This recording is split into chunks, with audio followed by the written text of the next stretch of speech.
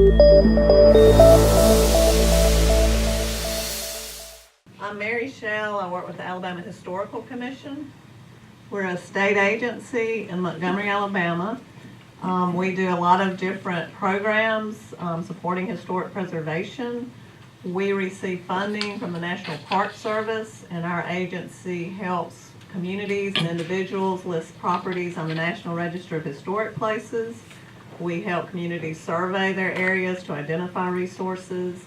We review federally funded, licensed, and permitted projects to make sure they don't negatively affect important resources.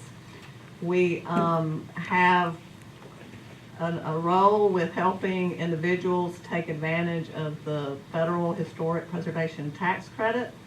The state legislature passed a state preservation tax credit, and we also manage that program.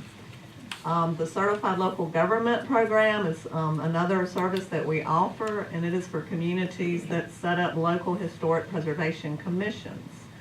So I've been contacted by the city about discussions y'all are having about setting up a local historic preservation commission.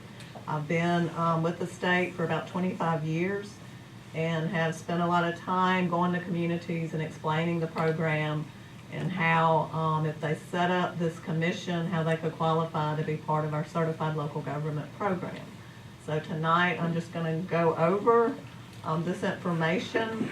I don't know that we're all going to be experts at the end of the night because it is a bit convoluted. It's not really that complicated, but there are a lot of steps. There is state enabling legislation that allows communities to set up a local historic preservation commission. It requires that it be at least 7 members.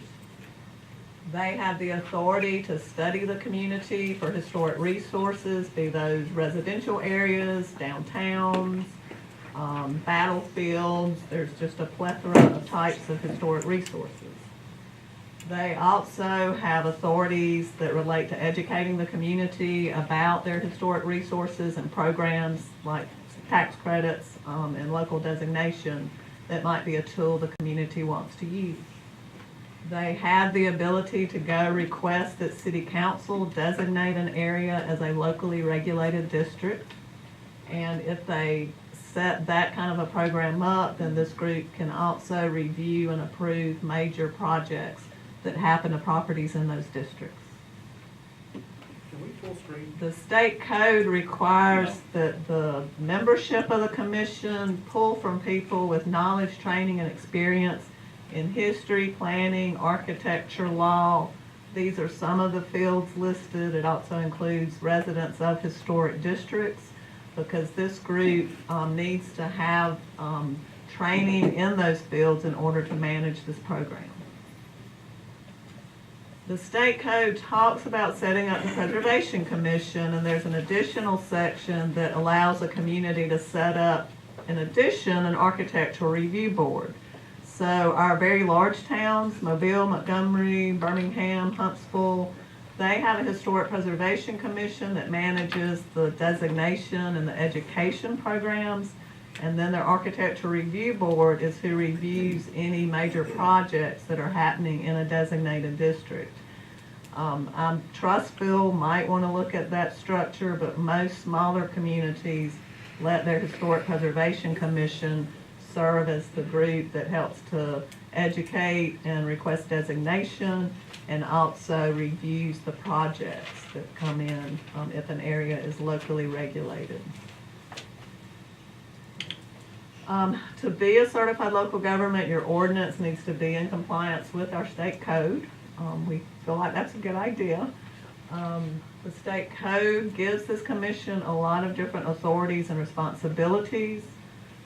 Number 3 on this list, I think, is why we have a lot of people interested tonight, because it does give them the authority to recommend to City Council the designation of a local historic district that would be regulated and protected. This is the additional items that talks about, they could be giving a budget to help rehabilitate a building. They can apply for grants. They can investigate specific situations. If you have a historic building that you're looking for grant funds that could help move those kinds of projects along. For complying with the state code, there are a few things I like to point out. The state code requires if a property owner in a locally designated district, if his project is denied, then he does have a right to appeal to circuit court. The city is required to enforce this. It's like zoning or any other kind of land use regulation. The Preservation Commission members are volunteers. They're appointed. They're to do certain activities, but city staff needs to be in the role of enforcement. And of course, this group, their meetings all have to be public and public noticed and go by the sunshine rules. For participating with the Certified Local Government Program, the city has to appoint somebody on city staff that would be our contact. We do require an annual form be submitted, and it's just a check sheet that asks about your activity over the year. This person would assist if we have any grant projects through the program. They would help make sure your local Preservation Commission members have some form of annual training, which is required. And we also want to have access to your monthly or quarterly meeting minutes, whatever the schedule is. Those can be online or submitted to us. So historic districts, people have a lot of different ideas of what those are. We do a lot of surveys when we have federal projects that we're reviewing. So often we might say an area is eligible for the National Register because of the significance, but it's not officially listed. We have a state register, the Alabama Register, and there are a lot of districts on it. The National Register is what most people are familiar with. There are areas around the state that aren't on any register, but a group has gone in with signage and marked it as a historic district. And then you have actual locally regulated districts that are coming under this program. A lot of our Main Street or downtown revitalization groups, they might designate an area as a district. And then there are some certain special zoning classifications that are applied to an area to try to protect its historic qualities. The boundaries of the local historic districts often line up with National Register boundaries for districts. Our state code does not say an area has to be listed on the National Register in order to be locally designated, but it has language very similar to National Register criteria. So a lot of times the National Register boundaries are what is locally regulated. In a Mobile, that was a slide before, was a Mobile district where they all line up. You can go forward. This is a district in Opelika. On the left is what was listed on the National Register, but when they looked at it for local designation, they surveyed a larger area. There was a school they wanted to include, so the boundaries were different. So this is to let you know your National Register designation of the Homestead area now would be the kind of documentation that this group would need to make before they could go forward and request any kind of designation. It doesn't mean that your boundaries would have to be the exact same as those National Register. They might be smaller or bigger, but those boundaries need to be based on the historic qualities and character that you're trying to protect. For district designation, the ordinance sets up a process. You again have to do certain documentation to make the case that it has historic significance. Your Historic Preservation Commission needs to adopt design guidelines. And this is what would kind of give what was allowed and what was not allowed with the major development in the area. It does not require that people do something to their building, but it's when the homeowner plans a project. If it is a major project, it is likely going to need to be reviewed and approved. So this program does not go in and tell people what they have to do. It just reacts to a development proposal the homeowner has for the property. The Preservation Commission needs to hold a lot of meetings with the property owners in order to develop those design guidelines. They need to be something that this area is going to be able to live with, that they appreciate. Excuse me. When you go to city council, the Preservation Commission, when they go to city council to request designation, y'all are gonna wanna make sure that the majority of people are positive about this approach. So it's really the Historic Preservation Commission's job to work with the property owners to develop those guidelines, and get their support, before they come to city council. Once a district is designated, public notice again is provided to people about the outcome. Public notice is required before the Preservation Commission's hearing, and of course, again, before city council would make any action. These are the Alabama communities, or most of them, that are in our Certified Local Government Program right now. The column on the left, starting with Anniston, or all these cities have one or more local historic districts. The column on the right, starting with Abbeville, those, several of those have been in our program for many years. And they get grants from us to do different educational activities, but they've never designated a district, even though they have a preservation commission. And then these little outliers in the middle, starting with Athens, those are all communities that have a historic preservation commission. They regulate local districts, but they are not a certified local government. So having a historic preservation commission is something the local government decides. And then if you meet these characteristics that we're asking for a certified local government program, then we'd like to bring you into that. I know there are a lot of concerns about what these design guidelines would be. That's really what communities need to come to terms with in order to support these programs. The design guidelines, if you're going to go to the trouble to regulate a historic district, the design guidelines for participating with the Certified Local Government Program need to be in keeping with these Secretary of Interior standards for rehabilitation. There are Secretary of Interior standards for renovation, for preservation, for reconstruction. Those tend to be more for house museums. The standards for rehabilitation are more flexible for properties that people are living and working in. So I want to go back one because I don't have them memorized. I wanted to go through those to kind of give you an idea of the intent of design guidelines, but no, typically on the local level, they're not enforced as stringently as they are if we were applying these to a federally funded museum project, because again, these are for rehabilitation and some flexibility's got to be built in for this to be a viable program. So the first one is basically that the use of the building fits the building itself. This is showing a loft in an old warehouse. We all know that's a desirable place for people to live.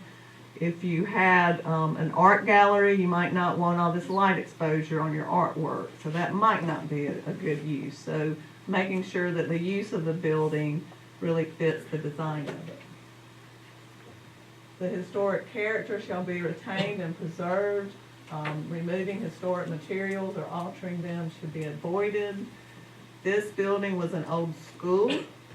I went by your old school today, and while the windows have been replaced, they were replaced with multi-pane windows like were there historically.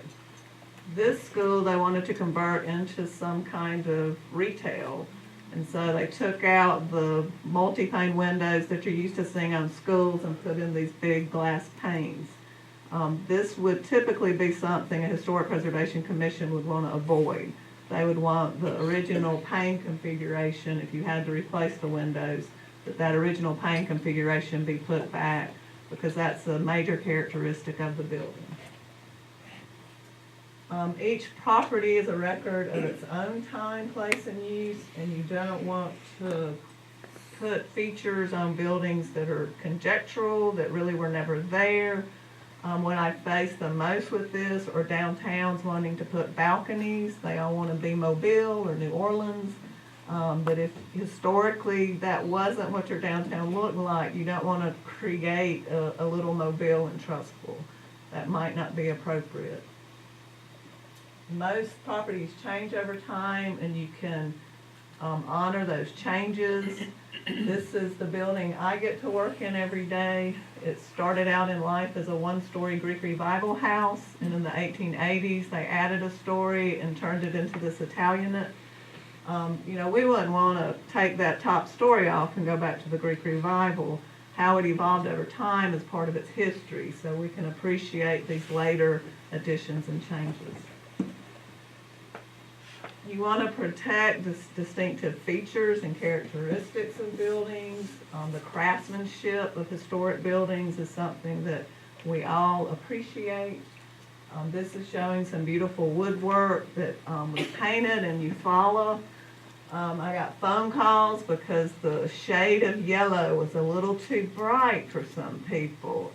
But the library board had used all their funds to repaint it, and what do they do? And I told them, like I tell everybody, paint's real easy to change.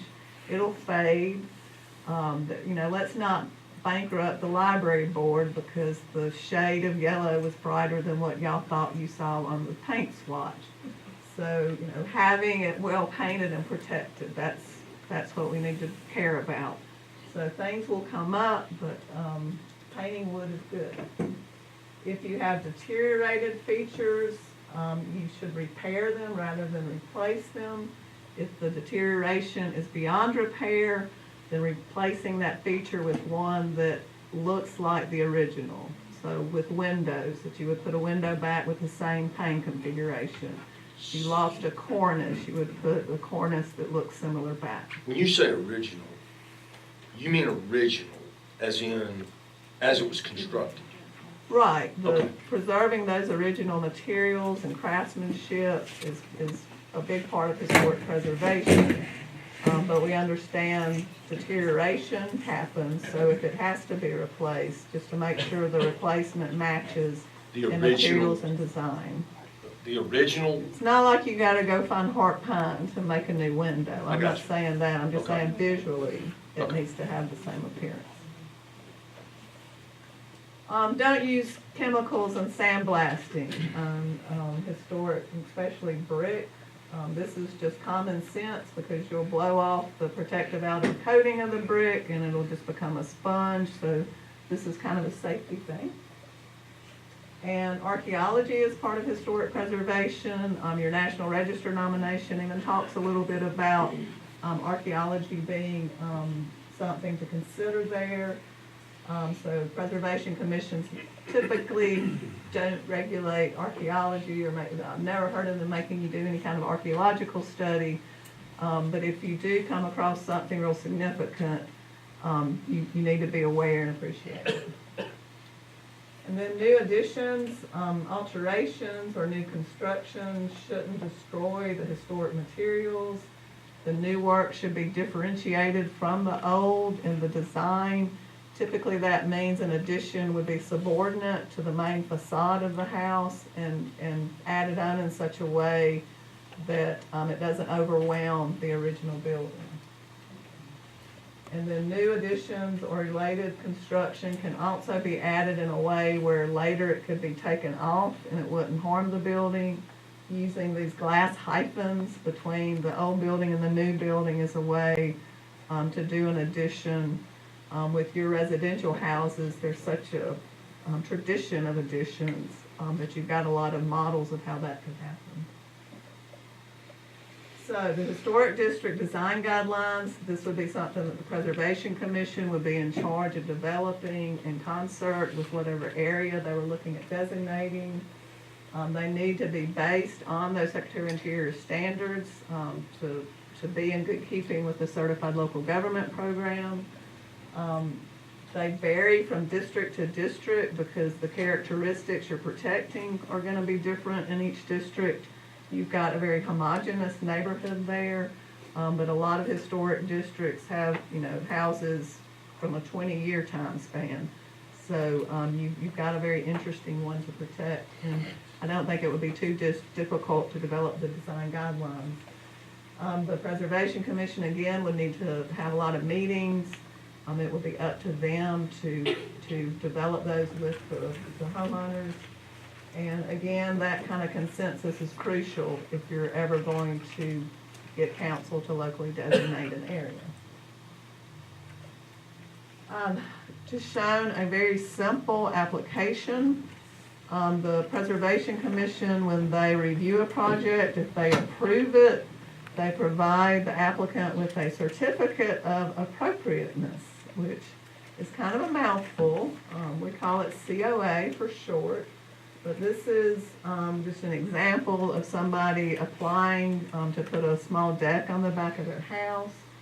You know, with this kind of a project, they've got a real basic kind of drawing. They didn't have to hire an architect. And the next one. And then they have a staff person that will look up their design guidelines and pull out the ones that apply to this project and make a recommendation. And this recommendation was to approve the project. And then when the Preservation Commission meets, they've already had somebody do some of the thinking for them, but they don't have to go by the staff recommendation because they're the group that makes that decision. And adding decks to the backs of houses, a lot of the commissions have expedited review of different items, and something like a deck of a certain size, re-roofing with the same materials, repainting the same color, replacing elements with in-kind materials can all be expedited, so the staff at City Hall could sign off on those kinds of basic maintenance kinds of issues, and then only the major projects would have to go through the full review. There's also ways to protect with zoning classifications. This is a textile mill village in Opelika. We listed it on the National Register, but the residents weren't ready for historic district designation. So we worked with them, and there's a special zoning classification in this village that dictates the side, front, and rear yard setbacks, the amount of lot the built houses can cover, requires a certain pitch roof, requires that it has a front porch. And I think y'all developed something similar for this area back in the early 2000s. So while this zoning classification would still be okay to demolish, since you would have to build back in that same footprint, in this situation at least, it has discouraged demolition. And I can't think of any of those houses that have been torn down. There have been a few that have burned or had a tree fall on them. But that kind of a program is another thing that the Preservation Commission might want to look at as a proposal if the whole 9 yards of a preservation district is more than the community wants. I think this would be another thing to consider. But go back to that. They can do things to the existing building, like in a historic preservation district. You probably wouldn't have let them shingle up that gable because this neighborhood has no history of shingles. That's not a material that was ever used. They were all just blank gables. And then the porch railing is very fancy. These were mill houses for workers, so the porch railings were just straight balusters. So, you know, they can do those kinds of changes when it's just zoning, but a preservation district would also be concerned about what kind of new materials they were putting on top of the historic materials. Because the whole point of historic district is to preserve that character and those materials and that appearance. Ms. Shore, are you saying, can you go back, Jim, one second? I'm sorry. All right, the gable and the railing, if it's a zoning classification, then they could do what they did to their gable and the porch railing. They don't have to ask anybody. Right. The only way you can regulate what somebody does to existing material is through this historic preservation program. But you're saying that on the historic preservation, which involves this committee that you described for us, then they could tell them what to do with their gable, and they could tell them that the banister... No, the design guidelines in this district, if they're going to protect the historic characteristics of the mill housing, and these people were going to do a major project, and they wanted to shingle up the gable and change the porch railing, that likely would not meet their design guidelines. That was my question. Design guidelines can address changes to those existing materials. Historic districts, you can also regulate demolition. There are cases often where houses in locally designated districts are demolished, but they can tend to sway decisions other ways or find better owners that don't want to demolish the house. It really depends on the strength of the support the local Historic Preservation Commission has, but demolition is very much, advised against in historic preservation districts. There are properties that get into, bad enough shape. There is an economic hardship clause in the ordinance that we provide communities. So a property owner who can make a case that what they have to spend to get the house livable versus what kind of money they would make, if those numbers don't work out, then there's a way to give them some relief. But most communities that have successful programs, if there's a house that's starting to get in bad shape, then they're more proactive and they use the maintenance requirements that the preservation ordinance can also include to encourage them to fix the hole in the roof, to fix the windows, to fix whatever's going on.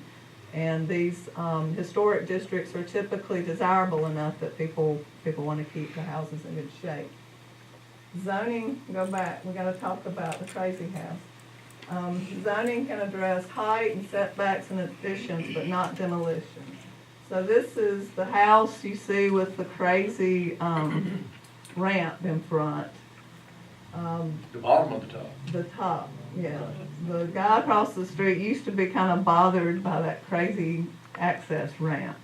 And then they tore that house down and built this pop-up house. They have to build within that footprint, but there's no height restrictions. So I think the guy's missing the crazy ramp now because this house is just crazy out of character. You can see the little bitty house right next to it. But that, with zoning and with height restrictions, you could address that. You don't really have to have a preservation district to keep that from happening. That's in Nashville, which we all know is developing real crazily. Next. Just for context, statewide, there are 73 locally designated historic districts, 16 landmarks are designated. You can designate districts, but you can also designate an individual property as a landmark.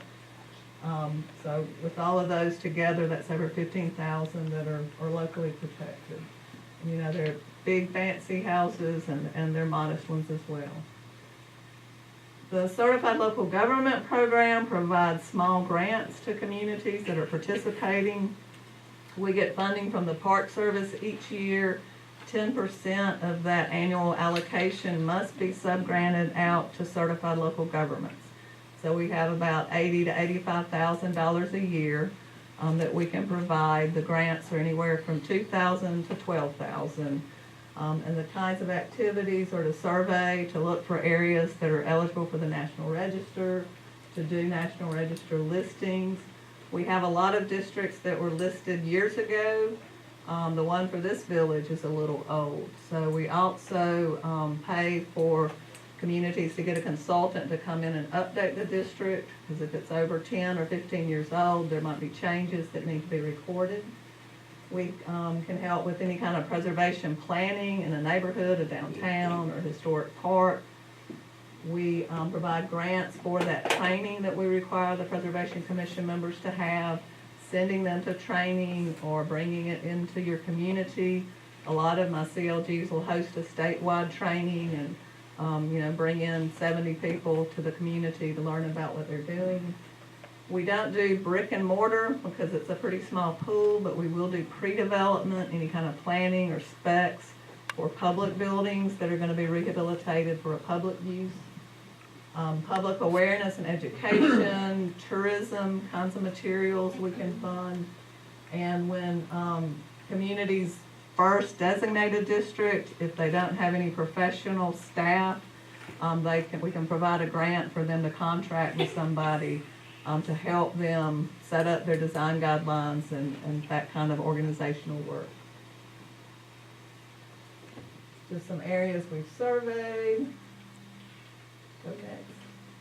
Website development. A lot of communities are putting their National Register information on their website and GIS kinds of applications. Preservation planning again. Developing local design guidelines for commercial or residential areas. And there are a lot of benefits of historic preservation. I've got some listed here. Of course, protecting the unique heritage and character of our districts. We list these things on the National Register. The National Register listing is just honorary. A lot of people think there's some group out there that's going to come tell you what or what you can't do with your National Register property, but that's not true. It's only through local land use laws that we can regulate private property. So that's why we have this Historic Preservation Commission program. The community identity, I think it's really strong with this district because that's why Trussville is here in some regards. Your infrastructure is in place in historic districts. All that's been long paid for. So continuing to reuse those, not overstressing those with development that might not fit the infrastructure in place. The greenest building is the one already built. So as we think about sustainability, all the energy it took to build these buildings, to produce the materials, it's all there. If we're going to demolish them and redevelop, we're just negating all that energy it took to build that building in the first place. And then we're having to use a lot of energy to demolish. We've got to find places to put the materials once the building's demolished. And then we're going to use a whole lot of energy again to develop materials to replace. So finding ways to keep our historic buildings around, ways that we can all agree as we move forward is a really great thing to do for sustainability. Public places and parks are usually in these downtown areas, and y'all got that great walking trail developed and parks.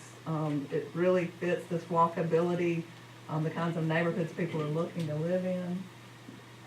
It can help revitalize downtowns, and a downtown at full employment is like a small industry.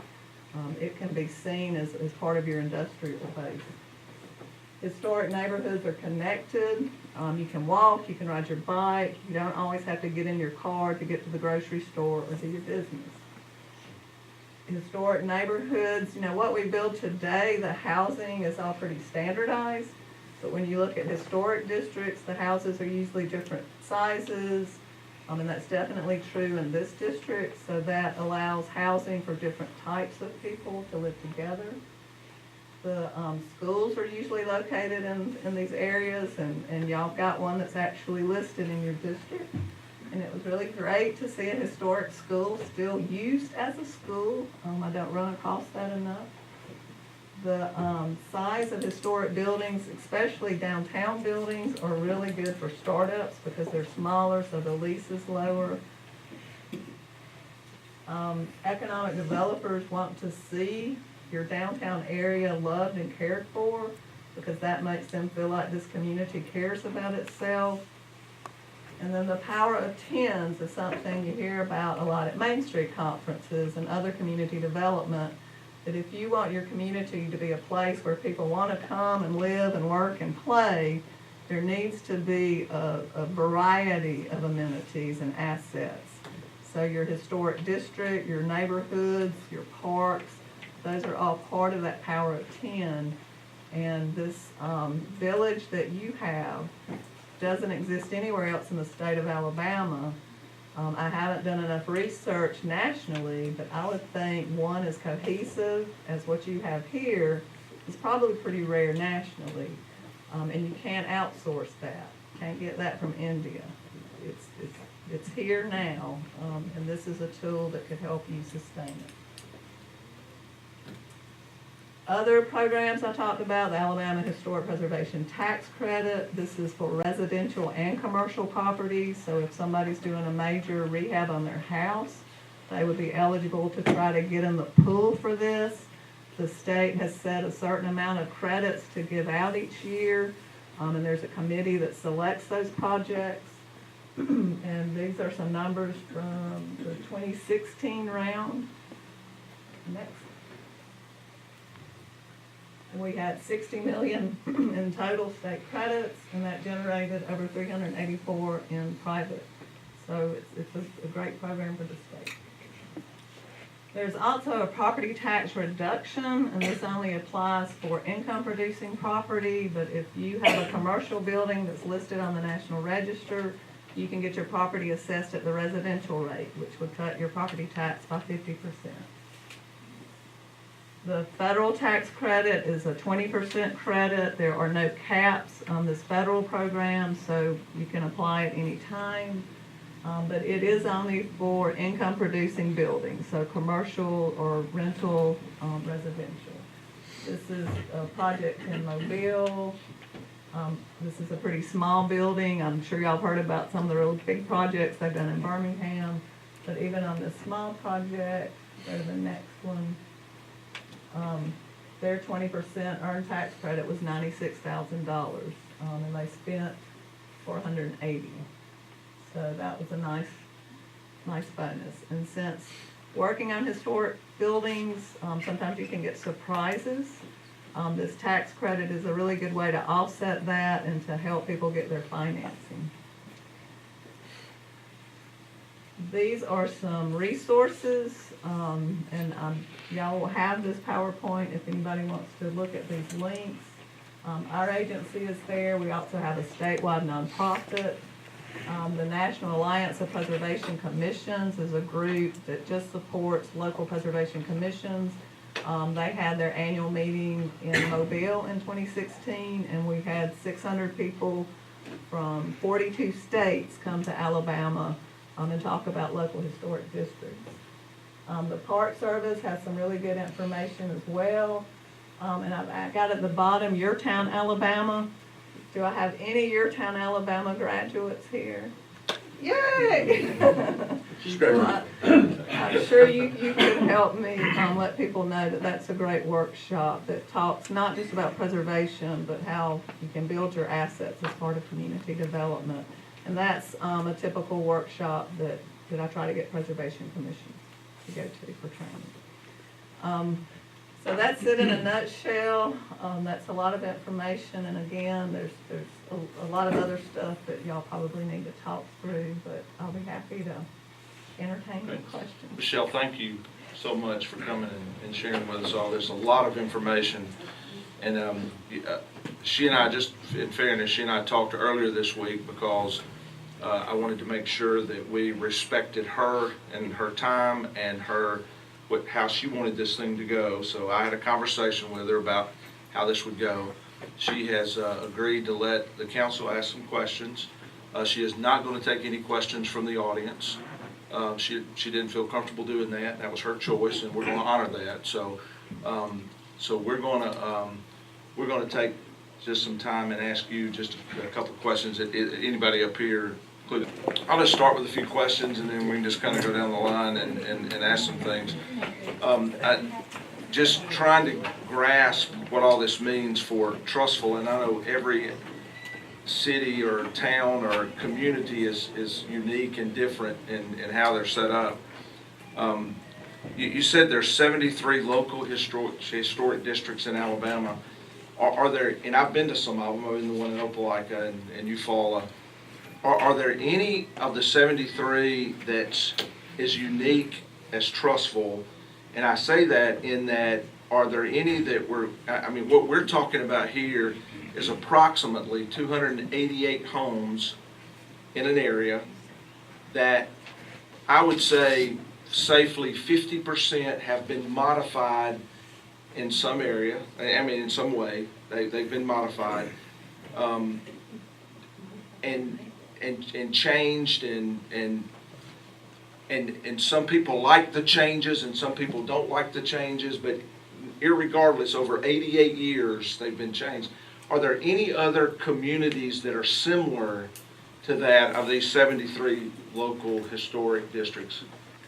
Yeah, I mean, they've all gone through changes, and when we do these surveys and we document them for the National Register, you make a judgment, and that's, again, why you want people that have some knowledge and training in these fields, because, you know, you can go so far, and you've lost the integrity. So give me an example But, of a neighborhood, of the 73, of a neighborhood where it's, you don't have to be 288 homes, but a large neighborhood that at some point in time, that You know, it was did you go- declared historic in that whole area. I mean, where are some of those places at? Did you go to North Side neighborhood in Opelika? No. Okay, that would be one. And about how many homes are there? I'm sorry, I'm not gonna be able to rattle Okay. off, I don't have my list with But me. it was But homes, it's multi-hundred. and it was built in a certain time? I don't know that there's any that were built, in a 3-year time period. The textile mill village I showed you, that would be one, but again, they didn't go to preservation district. Okay. But it probably didn't have as many changes as your district does, because the lots were so small, there's not the room to do the addition where the original house is still in good shape. Right. I think that's, there's a tradition of adding on to these houses, so a lot were added on to maybe during the historic period, a lot more recently.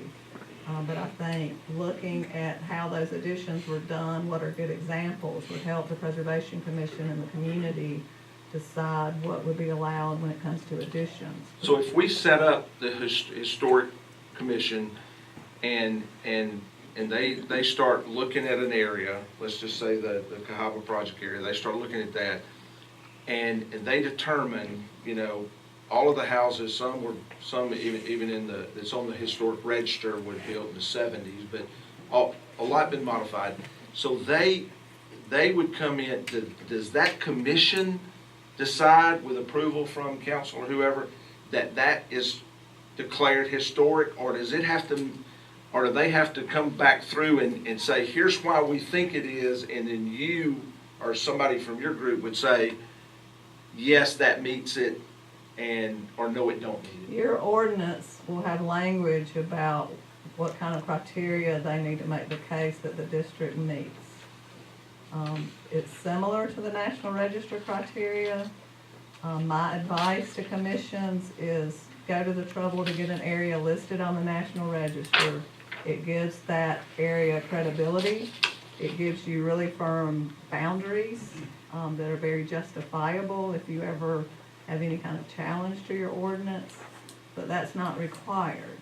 But they are required to survey it according to our standards, which means they'll go around and take a picture and fill out a form that documents the materials and the features of each building, and this is key to a map. And some of the properties are contributing, which means they have their historic characteristics and they contribute to the historic quality. There are others, like those later additions, that would be non-contributing. So every district has a mix of both. Historic districts will always have a much larger percentage of contributing. Gotcha. That's a big deal. You might want to get a grant or not, hire somebody to update that nomination. There might be areas where some demolitions occurred and new construction on the edges that might no longer qualify some of those houses to be within the boundaries. There might be houses that were left out back when they did it originally that you can make a case to bring in. So the boundaries you have now meet the ordinance requirements, but I think updating that information would be a really good first step. It would be a way for them to educate the property owners and the city on why it's historic, looking at the characteristics and the materials. It would just be a good part of that study that they need to do. And I'll just ask one more question, and then I don't want to occupy all the time, but we were sent a copy of an ordinance that I think came from your office. There's one of them, mine's much longer. Yeah, No, 21 she- pages. she wrote it. Yeah, and so we, you know, and we understand that's just a guideline. That's just a Yeah, model, absolutely. it's based on the state code, but Right. many cities make changes. I look at it to just make sure they didn't do anything like change the appeal. Right. Since the enabling legislation says appeal goes to circuit court, that's the appeal process we require for you to be in the certified local government program. Now, y'all can still set this up and have appeal go to city council. You won't qualify for certified local government program, but you'll still have a program. So that's another layer to it. Right, so as I read through that ordinance, there was many things in there that caused concern for me, just the way, and so I understand those are things we could change or take out or do what we I need just to. work with your city attorney to make sure you're not going awry of the state code. Okay, yeah, so that's kind of where I wanted to get to, because, I mean, I've heard it said over and over, well, that's just a guideline, we can change it. I was trying to decide what things could we change and not lose, I mean, which one of the 21 pages that are listed of things you should or shouldn't do are more important than the others? But this ordinance isn't gonna have what you should and shouldn't do in it. Those are the design guidelines. Those aren't in the ordinance that sets the Preservation Commission up. Yeah, so we're talking about That's setting a that's preservation. whole Yeah, that's nother- right. But there's no reason to set up a preservation commission if you're not gonna come back and make an ordinance give them something to do. Ask Abbeville, Sylacauga, there are about 5 communities that have this program. They get grants from us. They do tourism kind of products. They With list no things on the ordinance. National Register. They have an ordinance. They have set up their Preservation Commission, but they have not gone, there's a whole list of activities they can do. They do some of those, but they have not designated a But local there is an district. ordinance. They have that authority, Yeah. but they just haven't Okay. gone to council and requested a district be designated for different reasons. I'm gonna start down here and then we'll just work our way down well, Mayor, if you've got any questions, if not, we'll. I do have a Okay. question. Since you're talking about going to circuit court and all that, you're talking about money. It's bad. They Who they enforces? figure out how to settle these things. Who is We don't have much who case is law. the enforcement agency on this commission?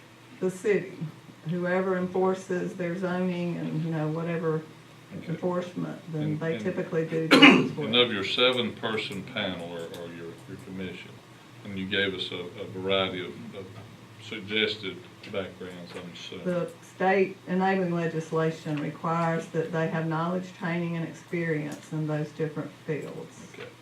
I find that challenging, but who? For CLG participation, I want to see at least 3 of those members can show on a resume they have some kind of Right. formal training, and usually history, law, and some design field can be met. And typically, how long do they serve on this commission? The healthier ones, serve 2 or 3 terms, and then they turn over. Unlike mayors and I've council. got some towns that, I'm thinking they need to move on, but I don't dictate that. It's a I don't- 3-year term. It's a 3-year appointed term. is that what Right, you're but saying? they will roll over. I And think how there's much some that have training, been on how a much while. training during that 3 year, are they required to attend? For certified local government, we require that they attend annual training or have somebody come to the community and do some training with them on site. Thank you. I'm gonna ask one, I normally don't ask a question, but Oh, I'm excited. I want to ask one question. Something that I hadn't heard before related to the maintenance requirements.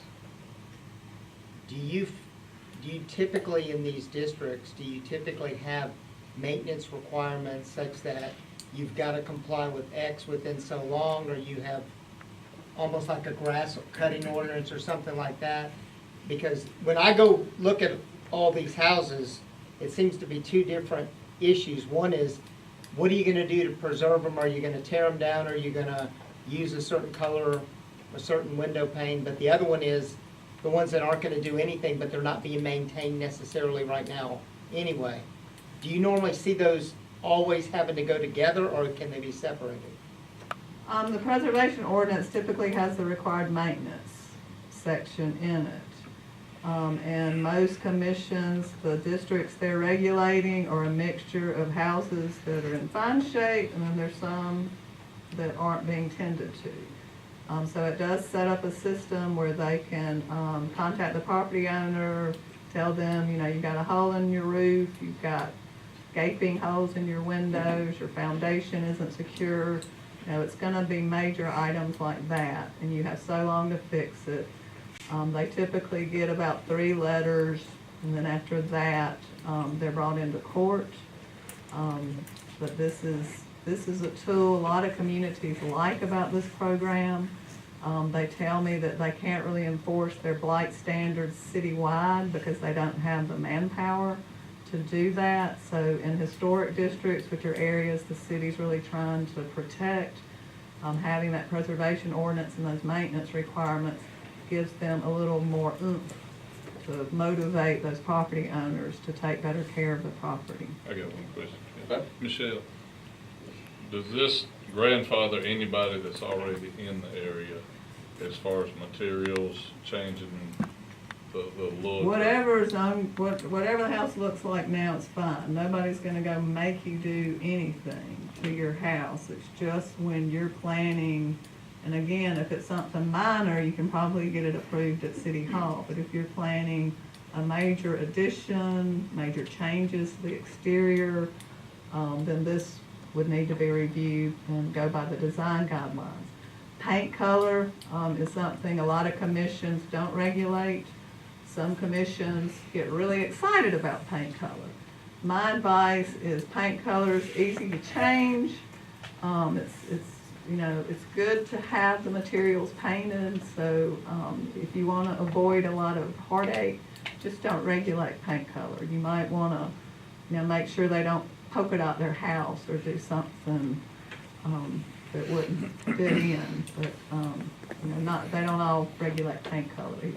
Now, but the maintenance in grandfather, I mean, you've got to have certain maintenance guidelines that start to be enforced on a certain day. Yeah, and I don't know any commission right out of the gates that started sending letters to people telling them to No, fix their I'm just house wondering how up. that works. Yeah. Now, one other question I've got is just, I've heard from people having fear on one side and people having fear on the other side. And I've got one of my partners, used to be a city attorney in Montgomery, and he's had varying success or lack of success in historic districts. Would you think that this group, would it be a recommendation to this group that they really try to come up with a consensus or as much or as close to a consensus to be able to make this work, for the council to be able to make it a workable project? Yeah, I mean, if y'all decide to set up a preservation commission, y'all are giving them that workload. There are people in this area that want this protection. I'm sure there's people in this area that don't. This should not really be something y'all are in charge of when you can set up a preservation commission with some procedures to document and a process. And again, it's not just telling them what the program's about, but it's developing those design guidelines with a lot of public input. If you want to bring in a consultant, that's something our grants can help with. But it's really people sitting down and talking to each other. And y'all got to decide how you want this neighborhood to look in 10 years. There looks to be some heavy pressure on it to redevelop. And this is a tool that you could keep this really special place here. With that, or again, the zoning classification might be another way to try to protect it. But I think y'all need to figure out a way, some kind of way to protect this area. And setting up a preservation commission would give you a group with some background to work on this project. If they can't make any headway, y'all can always dissolve the preservation commission. But I just it's a really good way for communities to have this discussion, to create this board with some training. They can go to some training, get more training, and work with your property owners, because this is a great tool. This neighborhood might want it. There might be other areas in the future that want this kind of protective tool. And setting up the Preservation Commission should not be that scary, because it's just a group that can help the city make these decisions. Councilman Cook? Okay. Thank you, Mrs. Shell, for being here, and we appreciate your time. You kind of parlaying on what Mr. Stocher said. So, in talking to a lot of these residents here in the project section, you hear some who want it, some who do not, like you mentioned. And is it up to this council to say a preservation commission is going to be set up to where they decide if they want to continue it? Or do we say, because there are some that's not going to agree on everything across the board. They're going to, some who want it, some who do not. And so we're saying, and I appreciate you saying, or appreciate you telling us that it doesn't have to be changed from the way it looks now.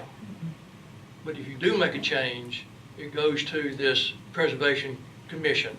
Right. And you so- have to, or you're just urged to follow that guideline. No, this would be binding. They would not be able to Okay. get their building permit until they got that certificate of appropriateness that showed their project met the design guidelines that are protecting the character And this of the building and the neighborhood at large. Okay, and this commission would make those determinations. They would set up their own guidelines. They have the authority to develop design guidelines for the districts that they're pushing forward for designation. Okay, My experience is city council is not going to approve the designation of that district unless they feel like the residents in general can live with those design guidelines. So it's up to that Preservation Commission to work with the property owners on the design guidelines. Because I think that's really what the rub is right now. right. And I can't tell you what those design guidelines would be. They vary from community to district, but setting up the Preservation Commission would give you a route to fill that out. Well, again, thank you for coming, because you've educated me in a lot of areas. So it's not like you've got to go to double pane, whatever kind of windows. Oh, we would love that, wouldn't we, if we could Yeah. go around But- and say, but they tear just- that off, but, that's just crazy talk. Right, they're just required by this commission to keep the standard of the homes of the era when they were built back in 38 to 42, 3, whatever, okay? So that's what this does? Basically, yeah. But not meaning that it has to be the exact same house it was. We Right. understand that additions, those things happen, that we just want to make sure they're done appropriately so they don't overwhelm the original building. Okay, and you had mentioned footprint. That's something that the commission would come up with as far as they can exceed the footprint by a percentage or I was not at all? talking more with that when I was talking about a zoning classification. If you wanted to just handle this through what you already have with zoning, you could set up a specific zoning classification for this neighborhood. And we did this in a mill village, and we surveyed how much of the lot each property, including outbuildings, took up, Mhm. and came up with a ratio.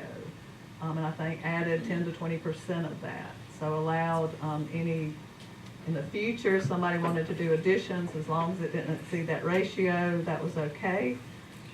But it also required that they maintain certain setbacks, so they couldn't build out lot line to lot line.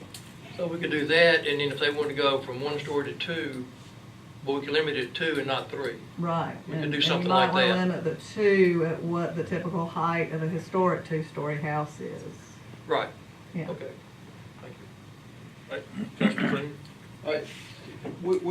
I'd just like to understand better the difference between becoming a certified local government and handling it another way. I mean, is there a big advantage to establishing that and getting started? Yeah, like I showed you Montgomery, there's several cities that have this program, they regulate districts, but they're not certified local governments. They might have asked to be, but there's, like, their ordinance might have appeal to city council, and they can't get that changed where they meet the qualifications. The certified local government is just kind of like a feather in your cap.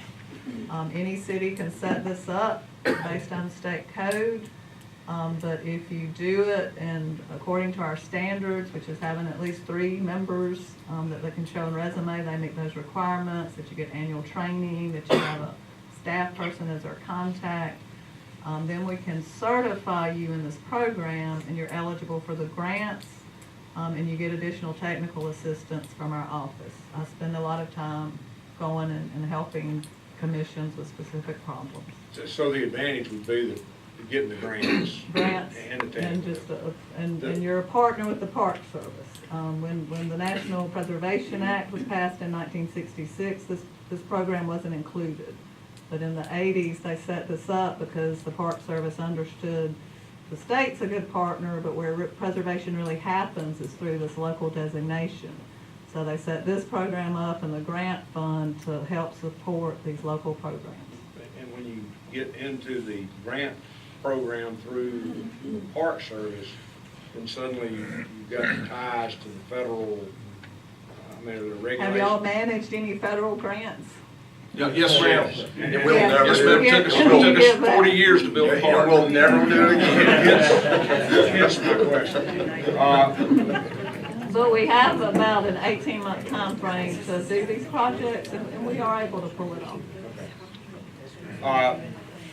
The annual training that you mentioned and some other things, are they open to other people? I mean, if I wanted to go to an annual training and we haven't done any of these things, could I do that? Could I attend those to learn more? Oh, yeah, oh, yeah. Okay, so, You're just gonna have to get on our website and and sign find the up. schedule. So anybody that lives, Yeah, yeah.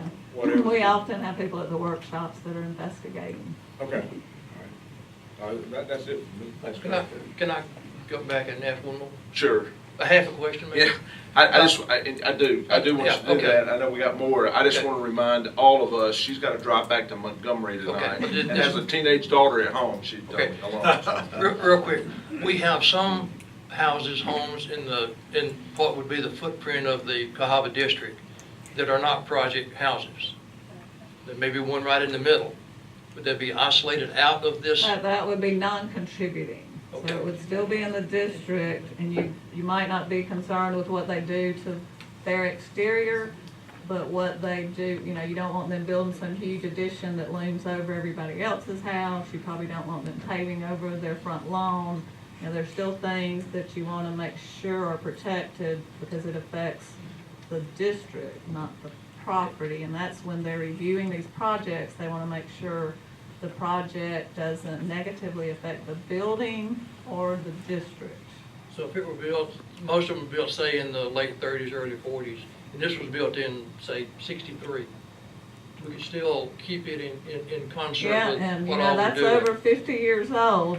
I know, because I was born close to that. And, so we might say it's contributing, and that would be, if they wanted to restudy and update that nomination, that would be something that they would need to discuss as part of that. Thank you. That's my plan. And yes, ma'am, thank you for being here as a guest for us. We appreciate you taking this time to spend with us tonight. It sounded like to me, you outlined 2 different procedures. One is through zoning, that comes to the council, right? And then the other procedure comes under, so to speak, your jurisdiction, the No, preservation. it would, The your city preservation. council would be the one designating the No, district. I understand that, but I'm saying, once we set that up, if we went that route and we set that up, and they set up their guidelines, that's not through our zoning authority. That's through the enabling legislation For a local historic preservation Right. commission created by your government. created by us. But once that's created, if there's a dispute between the homeowners and that preservation group, that doesn't come back to the council or the mayor. That goes to circuit court. Is that right? If a property owner submits an application for certificate of appropriateness and they get denied, they can modify their project and come back, Okay. or they can appeal to circuit court. But, The reality is they come back and things are worked out. This is not an issue where y'all are gonna be in court all the time. but It's To it's go- a possibility, but not. but to go that route, that historic route that you're talking about, under the state enabling legislation, it's mandatory. It has to go to circuit court. That's what it says. Okay, so, and we cannot get it, we can't vary from that. We can't get out of that. I would think you would want to have a defensible ordinance that was in keeping with the state. I code. understand, and And that's why we have that requirement. Right, and that's your model ordinance, is that right? Mhm. Okay, and we've been provided with a copy of this model ordinance, and that, the model ordinance does include that provision, that the homeowners, if I understand it correctly, if the preservation group says no, then it stops. It's the burden would be on the homeowner. They would have to get a lawyer and file suit in circuit court. Or they could modify their project and come back. But if they ultimately can't agree, the preservation group doesn't have to do anything. They stop everything dead in its tracks, and the burden would be on the homeowner to get a lawyer and file suit in circuit court. I mean, that's required under the state statute, is it not? That's what it says. Okay. The appeal goes to circuit court. Okay. The model ordinance that we've been given, where did this come from? It was developed by an attorney several years before I was working. Okay. We've added the economic hardship section and I think the maintenance section. All right, so this model ordinance has passed legal muster under the enabling legislation. I mean, this is. That's why I provide it. yes. Okay. Because and we're not gonna go through all this with you, but there's a lot in this model ordinance. Well, we are the state historic preservation. I know. Office, so it's probably as strong as it can be, but there are cities that have made changes and We that's really- been okay. Yes, and it is a very strong ordinance, and I understand that. And the one provision about having to go to circuit court, I know is in here, among Yeah. others.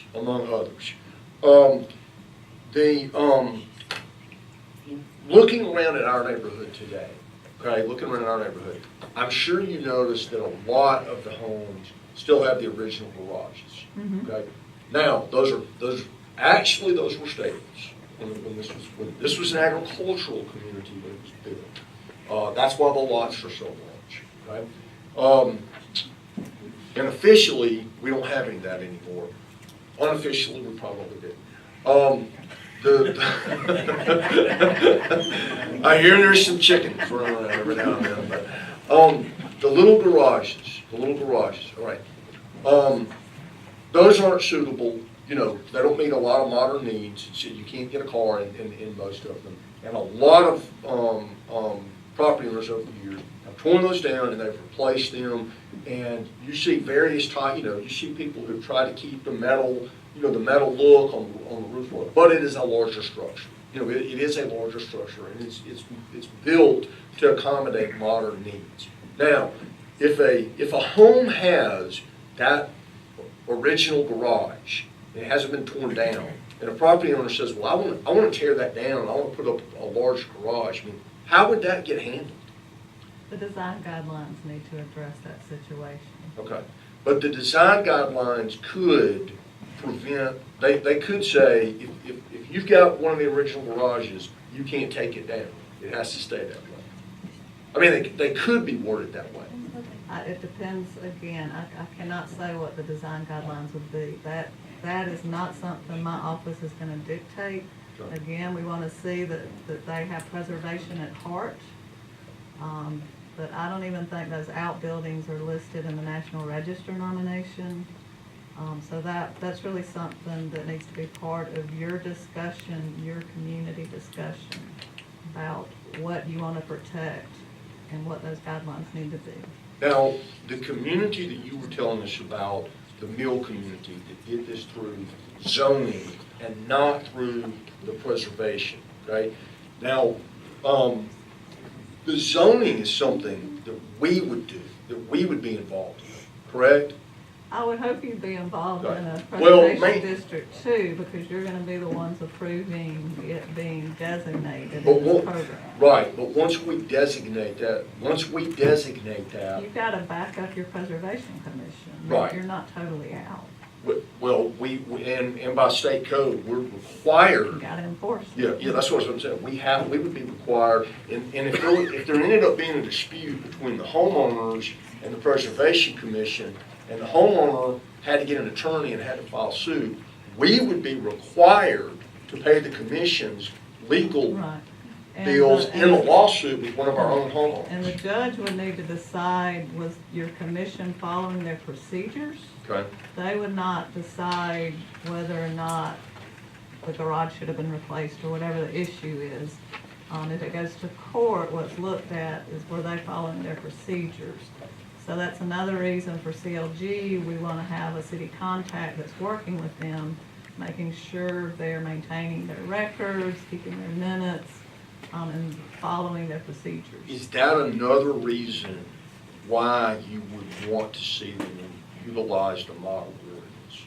Because our court, the ability to enforce all of this ultimately depends on the enabling legislation. And the farther you get from the enabling legislation, the less likely it is that it's enforced. The model ordinance I provide is based on the enabling legislation to help cities have a defensible program. Is that it? Just Okay. Councilman Steele. All right. If you felt like you were in a deposition, then it's because he's an attorney.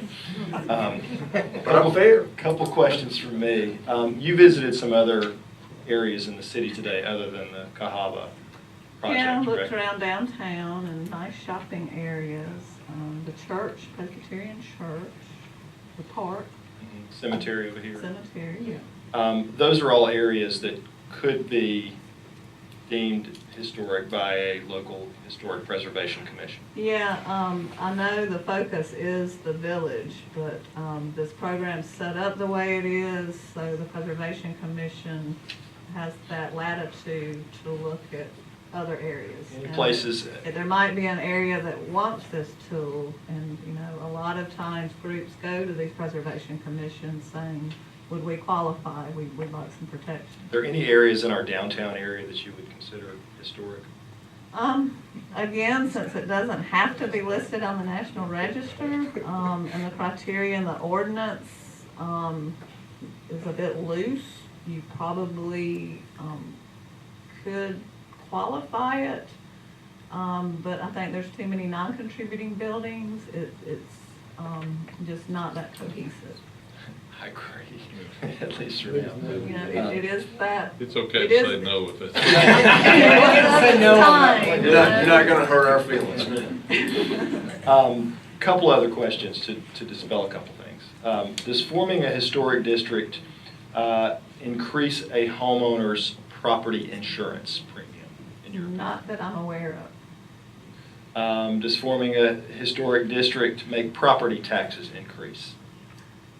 No, studies show that listing districts on the National Register tends to stabilize property values, and when you bring them into these protection programs, property values tend to go up some compared to similar property in the city.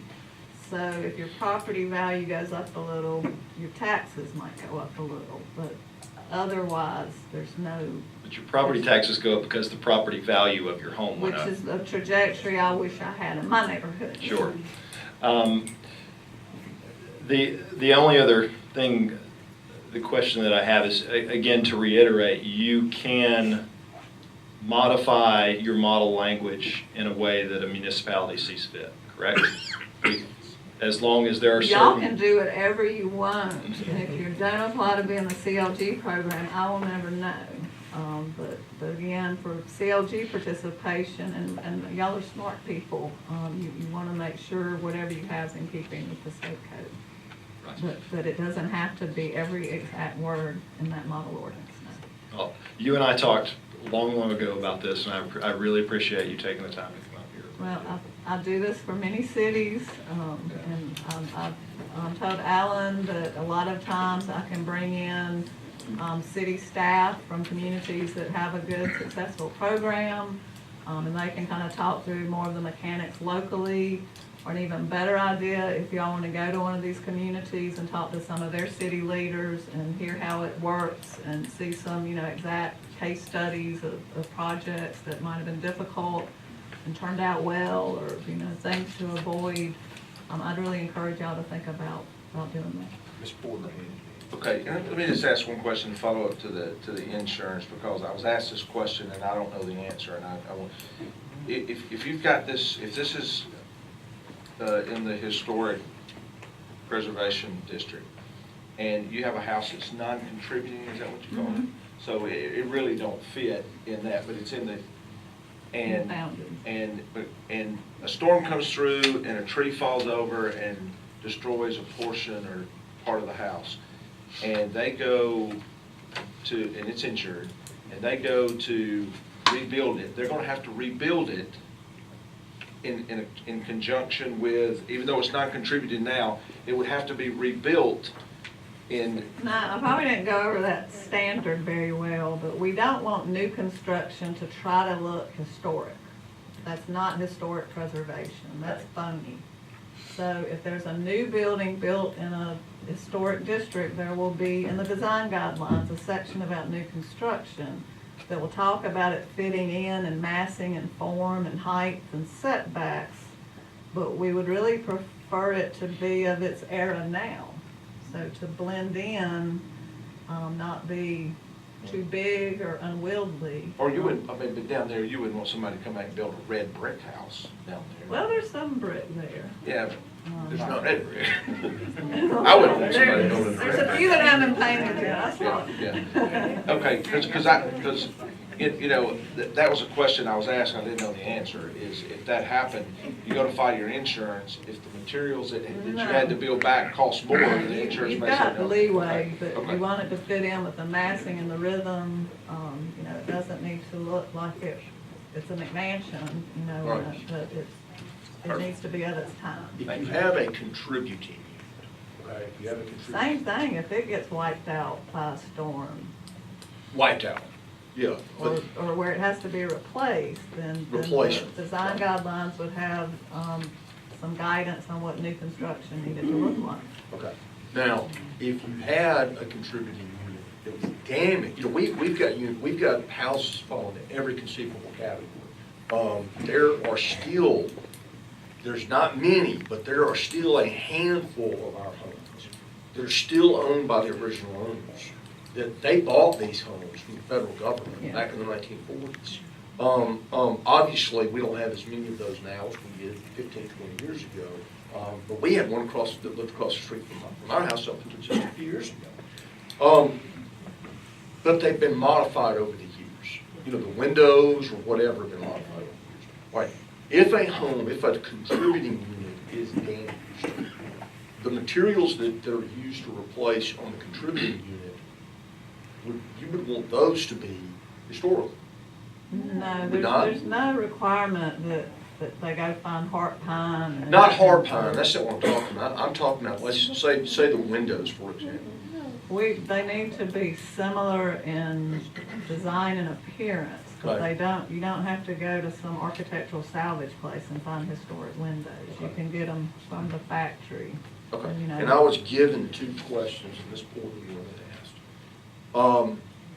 If there is an error on our home survey, how can it be corrected? Y'all need to have a locally maintained survey that y'all can update and correct as you want to. Right. But updating that National Register nomination would be another way to do it on that document. All right, and the second one that she gave me, if a home has doubled and tripled in size, how does this affect its historic significance? There are houses that have these rambling additions in the back, but when you look at it from the street, you can clearly understand its historic design. There are others where maybe, there was one that had an addition on the front with a different material. So it, you know, that, it might be non-contributing now. You know, it might just change that status. Does the historical commission decide, or does our local deal decide if it's a contributing house or a non-contributing? That's usually us because that language is part of the National Register Gotcha. program.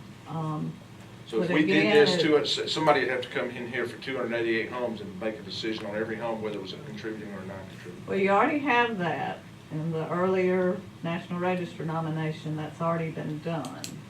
So with a little training, I think some of the commission members could themselves update that, specifically if you're just looking at those classifications. But if you wanted to do a more thorough update, then you might want to hire a consultant Gotcha. to do that. I hate to put you on the spot, but you mentioned visiting some other cities that have these structures. Would you recommend one or two that? Opelika's a really great one. They do downtown, they do neighborhoods of different, you know, sizes and scales. Decatur, I think, might be a good place for y'all to look at. They don't regulate their downtown, but they've got 2 great neighborhoods. You know, the big cities have good programs, but it's just not quite as comparable when it comes to staffing and support. So I think those 2 would be good. We can go to Opelika because watching football down there is not much That's fun. right. Yeah, don't go to the football. Have you mentioned the one, you were going through the zoning prospect, you know, the zoning aspect of this, and not the preservation aspect. Have you looked at our zoning ordinance that applies? Ms. Porter can correct me if I don't say this right.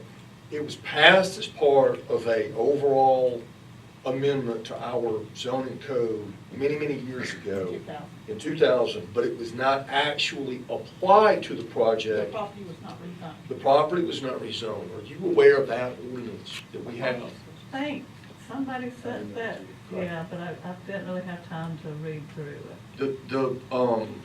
In communities that have used conventional zoning to try to get some protection for their historic areas, you were talking about the front, you know, the front facades, the consistency of the look, the height, and things like that. Can zoning speak to those things? Is that your Zoning experience? can regulate the setbacks, the height, Right. and with this one, we went as far as to dictate roof pitch. Okay. Also required that they have front porches, because the residential district was a bunch of mill houses, and they all had the same roof pitch, and they all had front porches. So there was kind of a similarity that's rare. Your district does have a set number of house types. Okay. But like y'all were saying, some have been greatly added onto, some have not, so there's not as much consistency. But you can study how much of each lot is covered by buildings and come up with a ratio that's pretty standardized, Okay.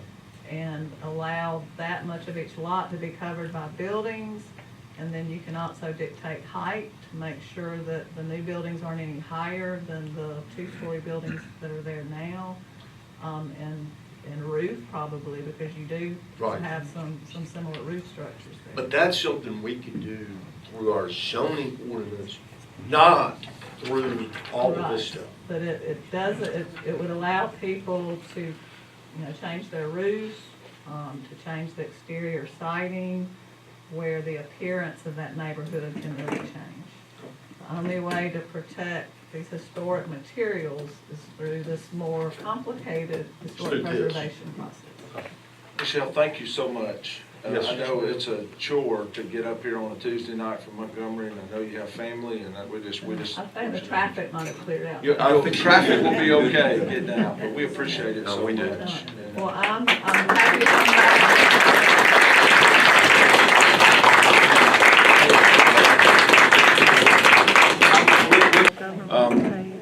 give you an opportunity to say something. We really want to try to limit this. We want it to be orderly. We're going to be respectful. This is Trussville. Somebody said today, I've heard it a couple of times, that we're trying to be Mount Brook or Homewood. No, we're not. We're Trussville. I'm proud to be from Trussville. I could have lived in Mountain Brook or Trussville. You could have too. Half the people that live here could live somewhere else. We chose here. So we're going to honor each other, and we're going to be respectful. I'm just going to ask you to do that. If you want to say something, if you'll raise your hand, we'll point you out. Stand up. We'd like to limit these to 3 minutes, and we'll ask the clerk, if she will, to keep time. If you go to 3 minutes, we'll ask, Councilman Freeman to keep time. If you go if you go 3 minutes and 2 seconds, I'm not going to gavel you down or anything, but we do want to be respectful of everybody's time. We want to give everybody that wants to say something an opportunity to do that. We're not going to talk over each other. We're not going to jeer at each other. We're not going to heckle each other. Just if you have something to say, we want to hear from you. Obviously, this is a lot of information that we got tonight, a ton of information. It'll take us some time to wrap our arms and hands and heads all around this. So anyone who would care to address the council tonight about this issue, or I'll just say it, any other issue, speak now. Yes, ma'am. And if you would, one other ground rule. When you stand, if you would, for the record, we need to have this. State your name and your address. Patty Saransky, I live at almost 40 years. I'm trying to figure out the difference between having a local historic preservation committee, which I feel like might be a good idea, and that the homeowners have input into that to make the guidelines. They wouldn't be as stringent on the maintenance and everything, but just some guidelines so homeowners can't go crazy. But I feel like there's a difference between that and becoming a certified local government where the state government comes in and regulates and the federal government comes in. But I feel like the zoning laws, like she said, will just address the height, the roof, the setbacks. But I feel like there needs to be some type, I don't know who wants to get involved to that level, to have the local. Are you volunteering? I'm just kidding. I'd like to volunteer my son because he's an architect and has worked on several of the houses in Trussville, but he's overwhelmed too, working full-time and side jobs and 3 children. But I think if they have an architect on it, someone with a heart for the city, because he lived in our house for his whole life until he got married. But I don't feel like, that the commission would have a heart to keep to preserve the area, but without it becoming, regulated by the state and the federal government's coming in, and I don't feel like you necessarily need the grant money for the government to become involved, but just for something local. And I think she said it's not set in stone that local historic preservation committee could be dissolved if it wasn't working or people weren't happy with it. It's not something, like you said, scary. And it would be good to look at other cities that have that same system already set up and see how they're working and ask them questions about how it works in an area our size. That's all. I was just wondering, it seems like they're kind of getting twisted together. Right. Like the state and local regulations as opposed to the local historic district preservation. Can I field that one? And thank you. And again, just one other little ground rule. If somebody says something and you just like what they said and you want to say the same thing, instead of standing up and saying the same thing, just say, yeah, what they said. And that way we'll know, name and address, and then say, yeah. Okay, next. That's right. Laura Reichert. Did she say we're gonna have access to this? She can get us a copy of it. Yeah. Okay, I would like that, because I need to educate myself. Thank you. Thank you, Ms. Wright. Yes, sir. My name is Todd Valari, and I'm 130. Will there be a vote among all the residents in the Powder project? Will there be a ballot put in the mailbox or something that says, to vote for this commission, whether there's a commission established or not? Yeah, that's a good question. I don't know that we're far enough down the road with this thing to know how that would work. I think, listening to her, she said it certainly would be beneficial if the residents were all together on this issue. I mean, good gracious, one thing we don't want to do is divide our community over an issue. I mean, we definitely don't want to do that. So, it's a good question, and I don't know, I don't know that we're far enough along to say what the process would be. But in my opinion, we would certainly want to know the input of everyone in there that's affected. Next. Yes, ma'am. Barbara Petty, I live in. I'm in agreement with it being a more of a local situation and having voting by the homeowners. I only have one concern, and that's the members of the committee who established the methods and manners of stuff. It sounds like they may have some liability personally in the event of lawsuits. And that doesn't seem like it would be compatible with having nice professional people unless they had professional liability insurance. And that's a great question. I wrote that down as to, you know, what kind of requirement somebody on that committee would have, who would pay for that. If there is a lawsuit and a homeowner gets a lawyer, if the committee has to defend it, who they have to hire a lawyer, who does the city pay for that? Who pays for that? I mean, who? So I mean, I had those questions are good questions. Next, yes, sir. Eddie Bonner. I've been a Trussville resident for over 30 years, and I've been me and my family have been at Parkway Drive for 21 years, and I've raised 3 sons and a daughter there, all through the Trussville schools. I love Trussville. I just appreciate the design and review committee. I appreciate the permit process that we have to go through. I've added on to my house. I appreciate the inspection process. I've been there 21 years. I have never seen a property value decrease under the current system.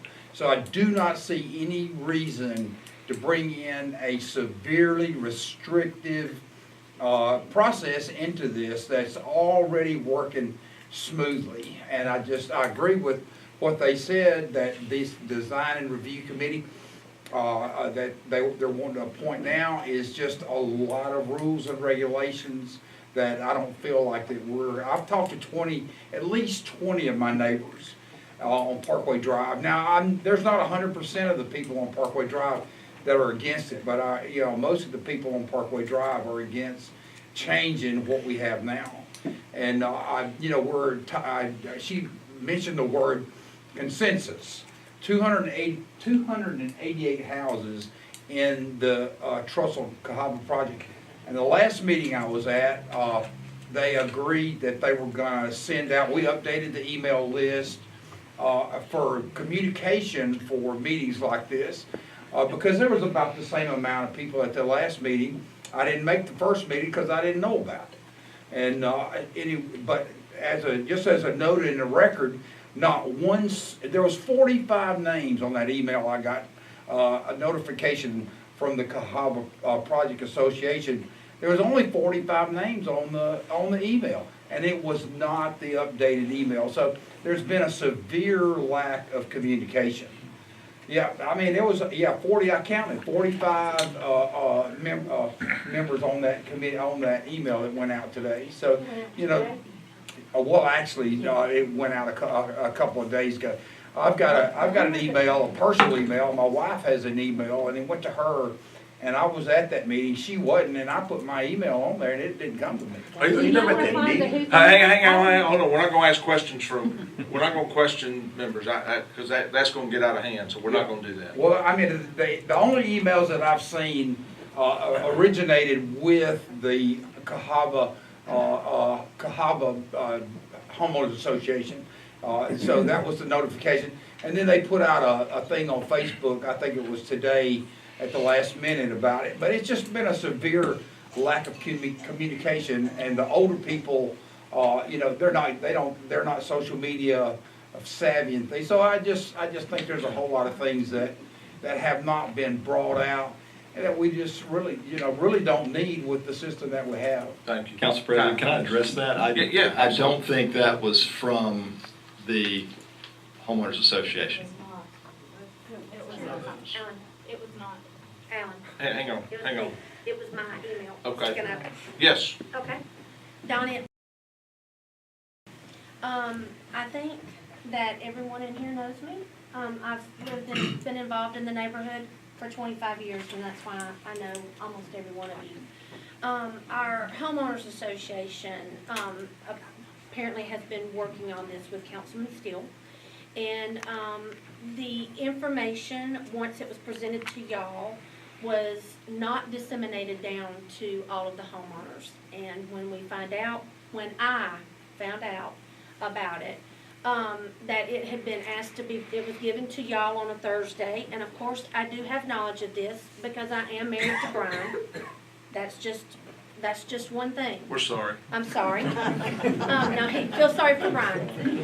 Pray for you. So, what I did do is, I got a copy of the ordinance, and I contacted all of the neighbors that I know, because it was asked to be put on the agenda that following Tuesday. And, I saw how restrictive it was, and I wanted to let our neighbors know what was going on.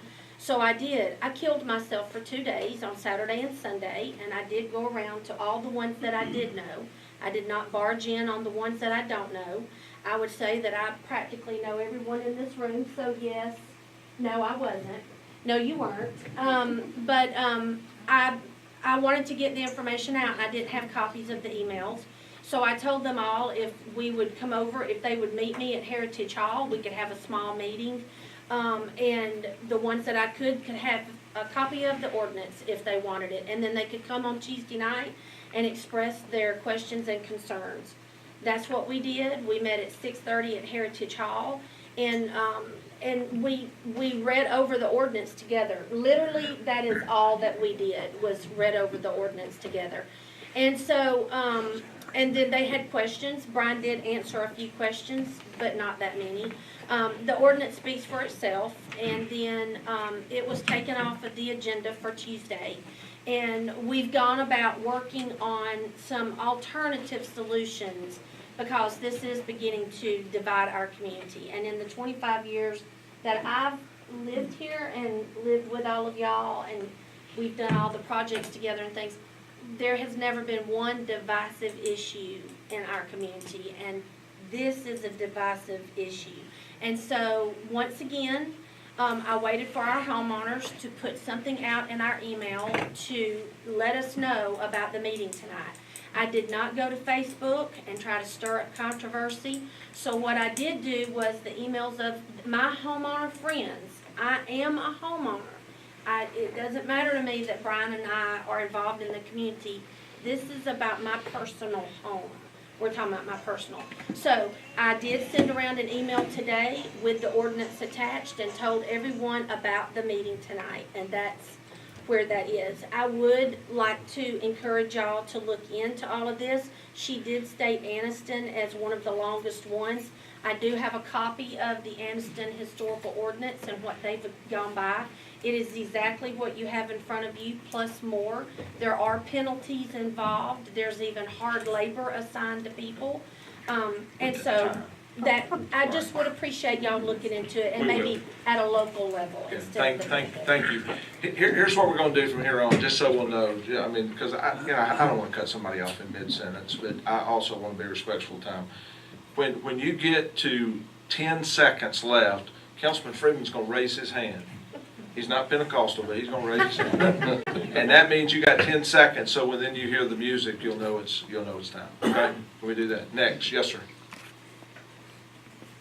Alan, I'm Jim Keith. Honestly, I'm not quite sure how I feel about this at the moment. You know, I think one of the concerns for me is, I've made a small addition to my house. There are other things that I would like to do to my home at some point in time, you know, based on my family needs and so forth. I'd like to have done them when I did the small addition, but I was not in the position to do that at the time.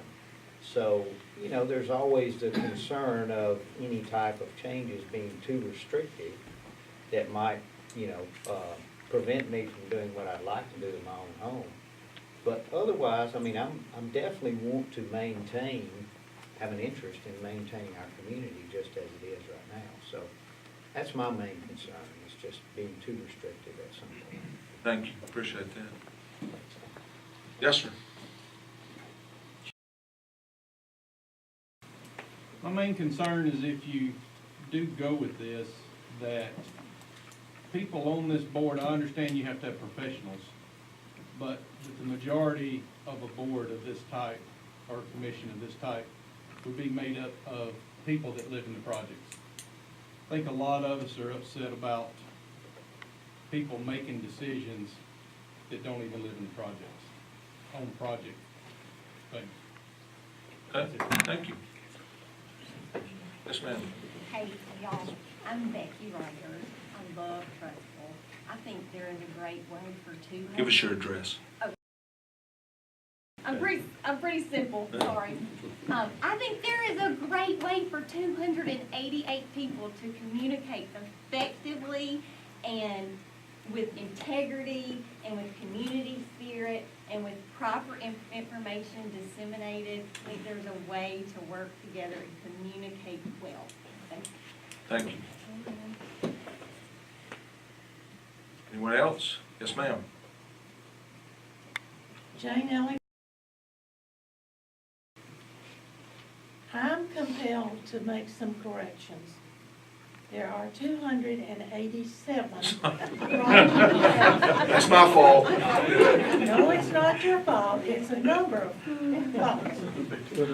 There are 287 project-built houses.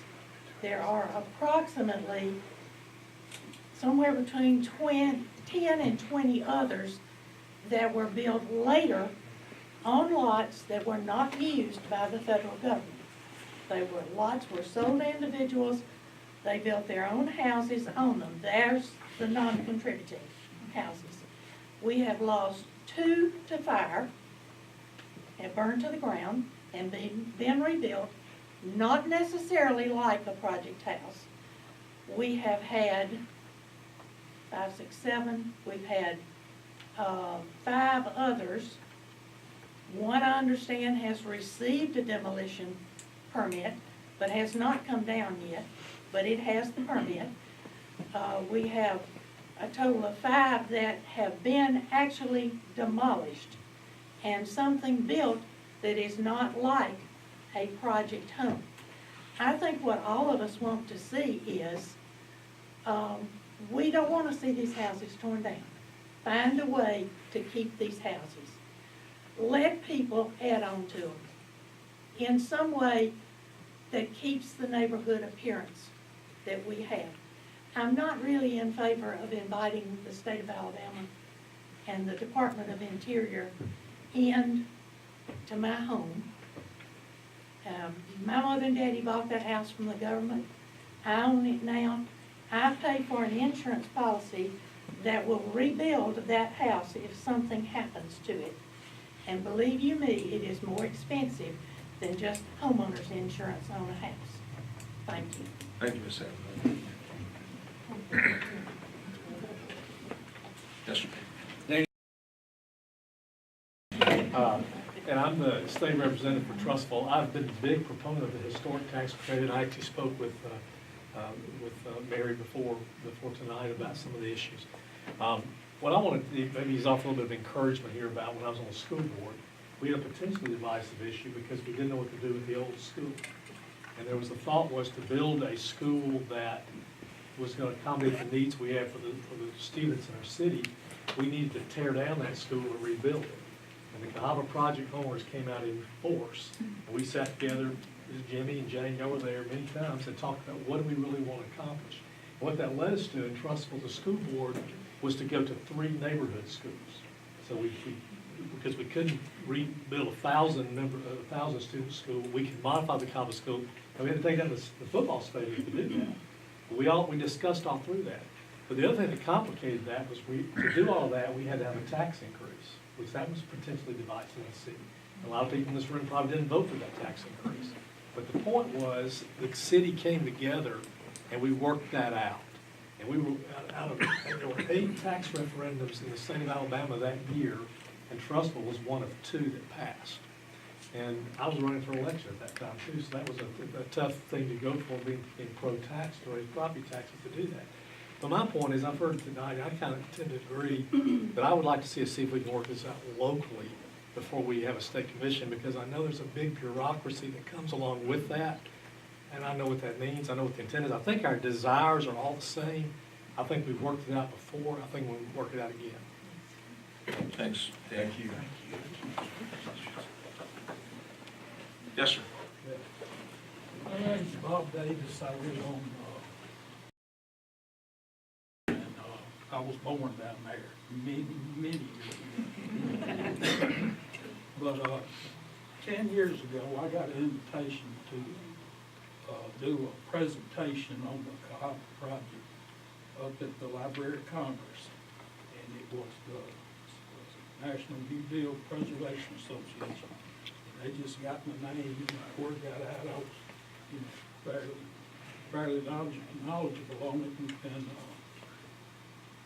when I gave my presentation, Roosevelt's granddaughter went right after me, and she couldn't believe it. I showed her pictures and all, and I got them off. So that makes us, that we're familiar with all the New Deal projects. So we can't believe some place down there in Alabama has a project like that hadn't been all beat up and torn up. I said, well, we got a 70-year head start on it. And by the way, the only time we've ever had any relief from people coming in and making changes and just doing their thing was the first 11 years from the time it was built till 1947, when they sold it. You couldn't work on the landlord's property. So there was from the late 30s all the way up to close to the 50s where there weren't any changes. And then when I was a kid riding around on my tricycle, I've seen every bit of the damage done, and it's getting late. We're about to lose this thing. It's been beat up so bad. And this might be the last gasp of saving this thing. And that's to get some rules, get some different common sense things, like if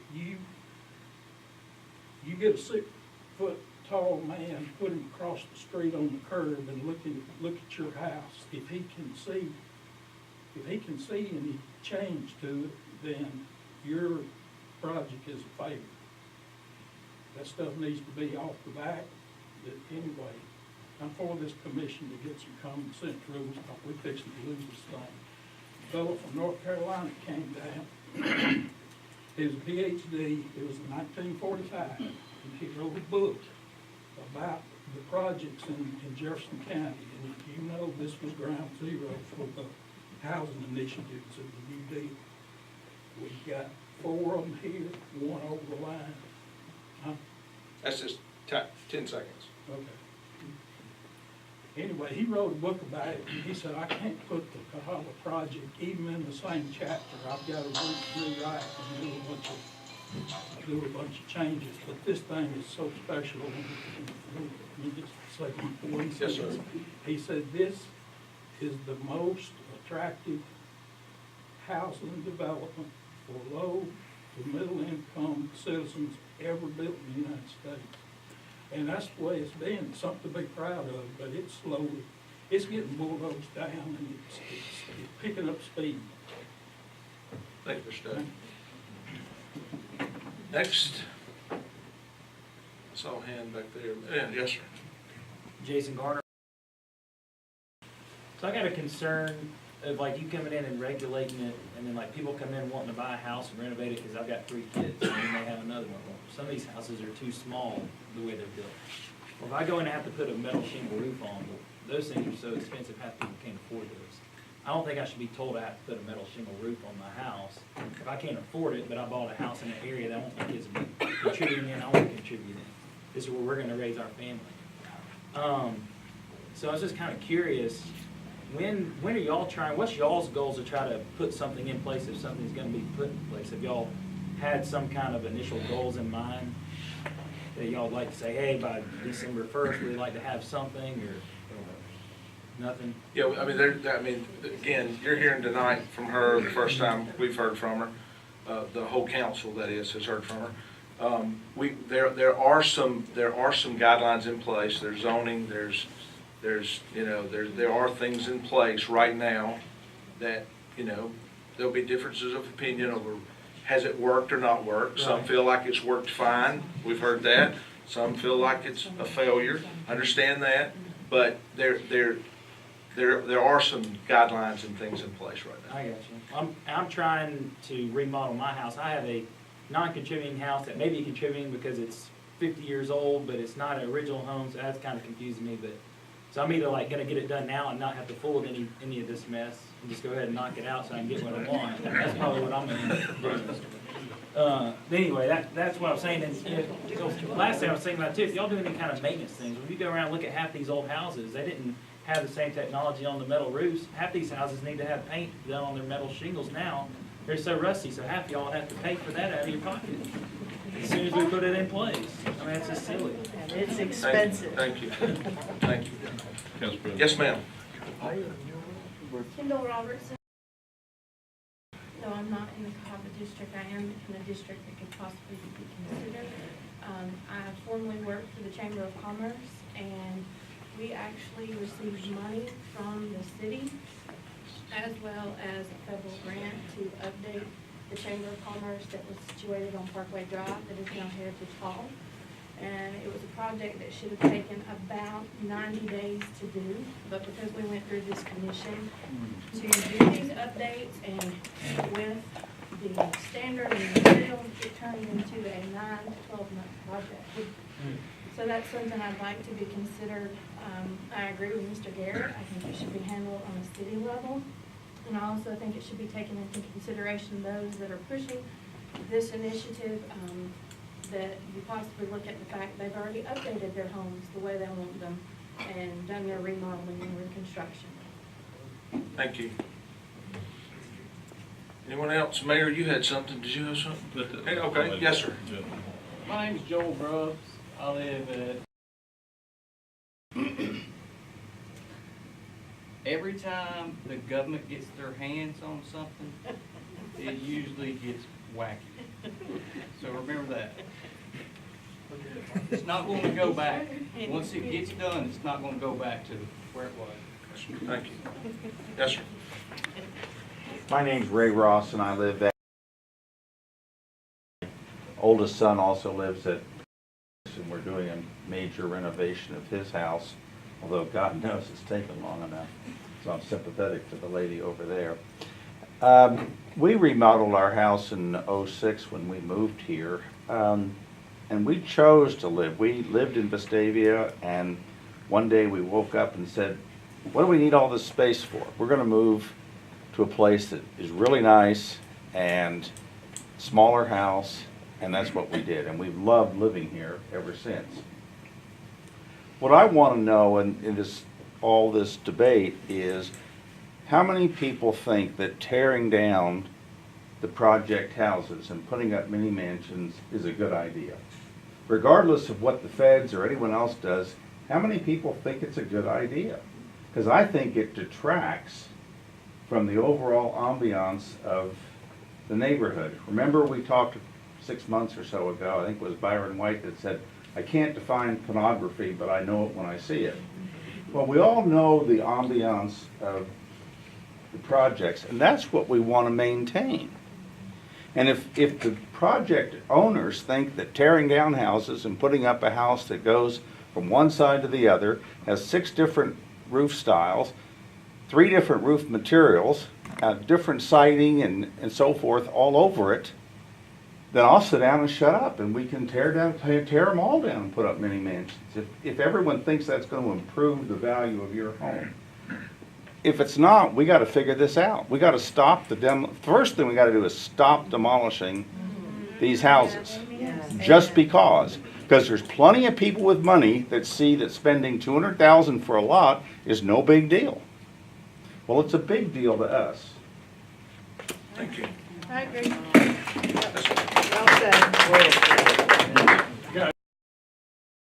I agree with him. Thank you. Thank you. Anybody else? Yes, ma'am. My name is Susan Huey. I live, and there's many things that I agree with here, majority of it, in fact. I guess the question becomes, what now? Unfortunately, meetings like this, they tend to just, okay, well, now what? So do we, A, come up with a way to communicate with all the residents of the project area, if in fact the project area itself is only going to be in the district? B, do we include Cherokee and other streets? Are they going to be included?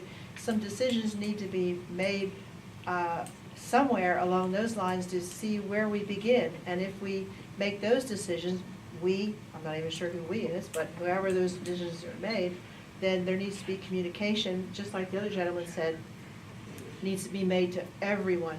We have many elderly residents that don't communicate through email, wouldn't even know how to turn on a computer. We need to have them just as well informed. And the information needs to be very, very subjective. It needs to include the facts and merely the facts. No commentary, just simply not like this could happen. We don't know. The this and that of things are happening, who knows? But it needs to be very clear that if we go in this direction, this direction, that, so that everybody can make an informed decision as to what they want to do. Thank you. Anyone else? Mayor? Yeah, I was gonna touch on something, and I too am gonna agree with our state representative, Danny Garrett. No disrespect to the state, this is a Trussville issue. This is not a state of Alabama issue. And you've elected people up here to do what's best for you all. And I trust that you all can work this out on behalf of not only your community, but for the overall of Trussville. I've got notes here from our meeting last year that I'm going to read to you, and it sounds pretty familiar to your point. You know, we talk about it, and then what are we going to do? But I want to go back and tell you why I think this is our issue and not the state's. And I appreciate Mary, not Michelle, Miss Shell, as I thought I may have said. I appreciate her coming and her expertise in that. I personally think that's a little beyond the scope of where we need to go right now, personally, and that's just my opinion. 16 items that I took note of last time we had a meeting. The room was full. A lot of you were in that meeting last year sometime when the first house was demoed down. These are just things that you all expressed an interest in preserving. Preserve the historical integrity and the significance of the area. Maintain the charm of the neighborhood. Do not be prohibited to growth. Don't slow it down. That's probably somebody on the opposite side. Have specific guidelines. Materials do matter. Bridge the gap between the investment, the history, and the progress that is coming. A committee to review the plans. Suggested architect plans to review. Review the process before demolition. Fair and balanced way to build for the future. Ensure long-term vitality for our neighborhood. Conserve what we have. Charm is the sidewalks, the trees, and the amenities that we enjoy. Create balance. Taste and beauty change. No hassle. Those were views from both sides of the room that night we were in here. I think we can come together and simplify this thing. Demolition is the elephant in the room. I get it. And we have nothing in our ordinances that prohibits demolition of any properties, whether it be the project area, Sherman Oaks, Tutwiler, or anything. We did try to work under the guidance that what we were going to do, what was suggested, was we asked the homeowners to get an inspection, and if the inspection didn't pass the test, if it was termites or mold or whatever it was, then that would be an exception to the demolition process. The first time we did that, it worked 100% to perfection. Old house right over here, it's being built on Meadow Lane on the corner. Now we've had a second house to come in. They got an inspection. Termites had a presence there. Mold had been there. You know, that's where we don't have anything that says they can't do it, and that's what I'm trying to say is how do we find that balance in there? These are property owners that want to live there. Maybe a young family that wants to move there. The gentleman in the back that talked about 2 or 3 children. I don't know. But they want to take that house down and build something. And if we find a way to encourage and to make it rather obvious to those people that we want this style home built in this neighborhood, it's a win-win for everybody. And not everybody is going to be happy with what is there now. They're going to want to do additions or they're going to want to add on. And I just think it's something that you all can help solve this problem. It may have been Ms. Huey, I don't know if you were here at the last meeting, somebody in the back of the room said there's going to have to be concessions on both sides of this thing. You know, we're going to like this or not going to like that. And that's where we are tonight. We've heard it, Council President, we've heard it tonight. So I say we keep moving forward and let's put together, you know, we've got an opportunity to put together some people on both sides of the fence, and let's find out a way to get this done locally without having to enforce and bring in the state government and go by guidelines that are not really, I don't think, conducive to what we really want. I saved these notes for a reason, because I knew this was going to come back. I didn't know that it was going to be to the point of where it's kind of divisive among the project area, based on the fact that, you know, we had this meeting and they had this meeting, and usually when you have those kind of meetings, everybody gets upset. We're here to listen, and we're here to try to find a way to resolve this.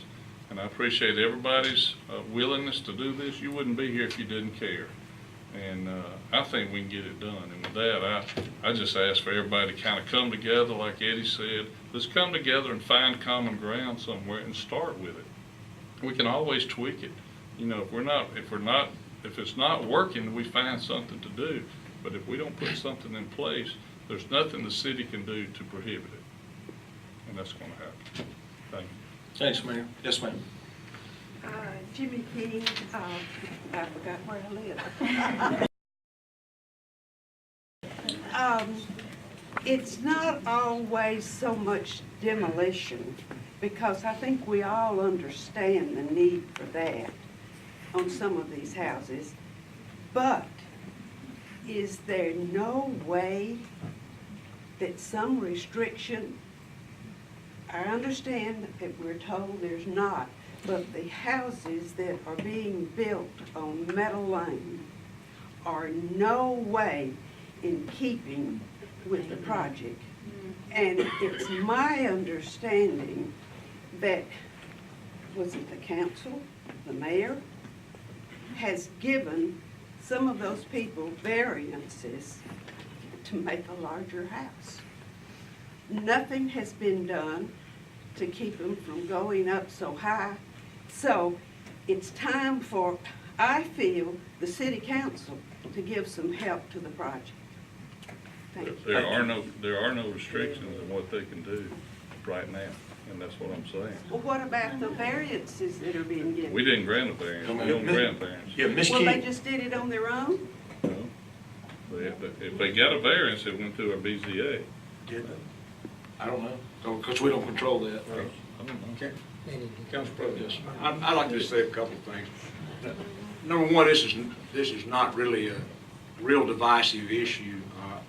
I happen to have served on a committee for Jefferson County that was dealing with the murals that are in the county courthouse. And if any of you have been down there, you'll know what I'm saying. And it was a very racial war that came about from a point of one of the committee members. There were 13 or 14 of us on the committee to make a recommendation for the council, for the commission to vote on. One of the members of that committee came in saying that she wanted to scratch the murals from the wall with her fingernails every time she walked by them. And some people said that there's no way we're gonna ever take them down. I mean, it was just that far apart.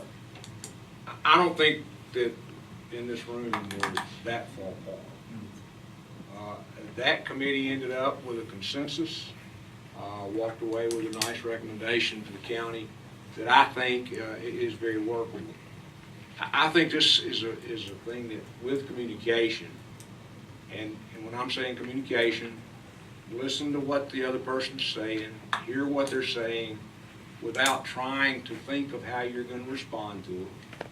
Just hear what they're saying, and then respond.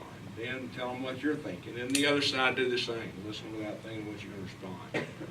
As a council, just as the mayor said, we want the integrity of our historical project intact. But by the same token, if somebody wants a bigger house, we want to provide a way for that to occur too. We'd rather you not go out and try to do something before the deadline, just so you know. Make sure that you go through the proper permitting process, or you might get a little note on your door. But I think we can work this out if we'll get the sides to talk to each other. You know, it may have gotten teed up and kicked off in the wrong way, but I don't think that it's unsurmountable. I don't think that it's something that we can't talk through and come up with a proper recommendation. I think we all love Trussville. We all ran for city council thinking that we might could improve something. I personally think that we've done that. And you know, maybe that's narcissistic on my part, but I think that Trussville's a better place today than it was 2 years ago when we all took office.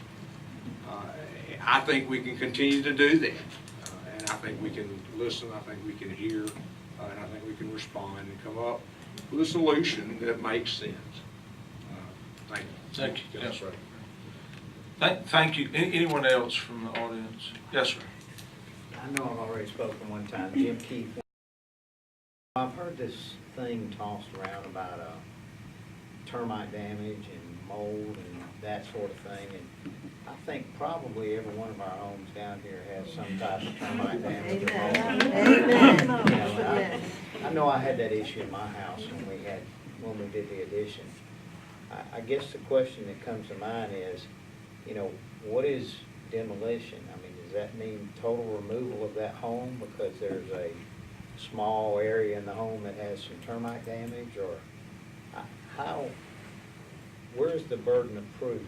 You know, is the homeowner, do they have the burden of proof to proving to the, I guess the building commission that, hey, this is beyond repair? Where does that lie? There's no Again, state. to answer your question, that's why there is no burden of proof. There is no restriction. The inspections department head is here. He can tell you if you came up or if I came up and asked for demolition, it's not saying a third of the house or half of the house. We're looking to take it down. Mr. Arnett can correct me if I'm wrong, but there is no restriction. There's no burden. And that's what I was trying to say. We tried to work it, the obvious work. The second, whether you have termites or mold, that's where we've got to get to, if that's what you want and if that's what's best for the community. Thank you. Thank you. Well, yes, ma'am. Sorry, I have one question. This is Barbara Petty. Is our zoning in the projects the same as other areas that are not project? Yes, ma'am. So they can build monster houses? Yes, ma'am. If they can build monster houses there, they can build them here? Yes, ma'am. They haven't in 88 years, but That's yes, a ma'am. problem. Well, they have It could be coming, yeah. We don't know that. But it's there. It's already there. And could I just respond briefly to your question? I happen to be on the Planning and Zoning Board also. I'm the commission representative, or the commission, we're a council. The council representative to the Planning and Zoning Board, and I am a voting member of that board. I also get the pleasure of going to design review, which was set up not only to review commercial projects, but we also act to review the projects that are being done in the Cahaba project. So, I get to go to a lot of meetings, a lot of nights, and thank you all out there who serve also. I see several people that are on the board, along with Lynn, who gets to go to all the meetings no matter what time they are. Meeting or not. But to your point, we don't have different zoning laws.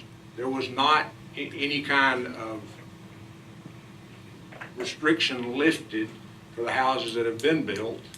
We do have setbacks. Those setbacks are enforced from the sides, from the front. If you, as a group, would like to approach this from the zoning aspect, and we go with the zoning as opposed to a historic district. You know, the Planning and Zoning Board would love to hear that, and that might be the answer. Where you only, I mean, she mentioned something that I had not even thought of, which is a new structure can't take up but a certain percentage of a lot. Maybe that's the answer. I don't know. But you know, we want to hear. We got to come up with it. Certainly, she mentioned height. You know, maybe we talk about height. I know there's a house in the project that is tall, and you know, maybe all those things need to be addressed. But I think there is a solution. I don't think it's an unsurmountable problem that we can't figure out a workable solution. Everybody's not going to be 100% happy, you know. That's just not going to happen. But we can, you know, we can get to a level where we can make the boat float. She's next. I'm Kinley Nelms. That was my question, kind of what you were saying, is that if we're not going to go about it the way Ms. Shell explained it to us tonight to stop the houses from being knocked down, what are y'all going to do to keep the houses from being knocked down? Because I feel like that's a #1 concern within those of us that are already in the neighborhood. And I don't know how to do that. We look to y'all to do that. We voted for a lot of y'all to do that, and that's kind of what we're expecting to happen. So always y'all have told us that the reason we can't protect the Cahaba project in any ways is because it wasn't legal. We couldn't do it locally. That's what y'all told us, and your predecessors have told us. There was no legal way to do it. We can't force property owners to do things. So then everybody stumbled onto this state historical option that gave you the legal foundation to be able to regulate a historic area.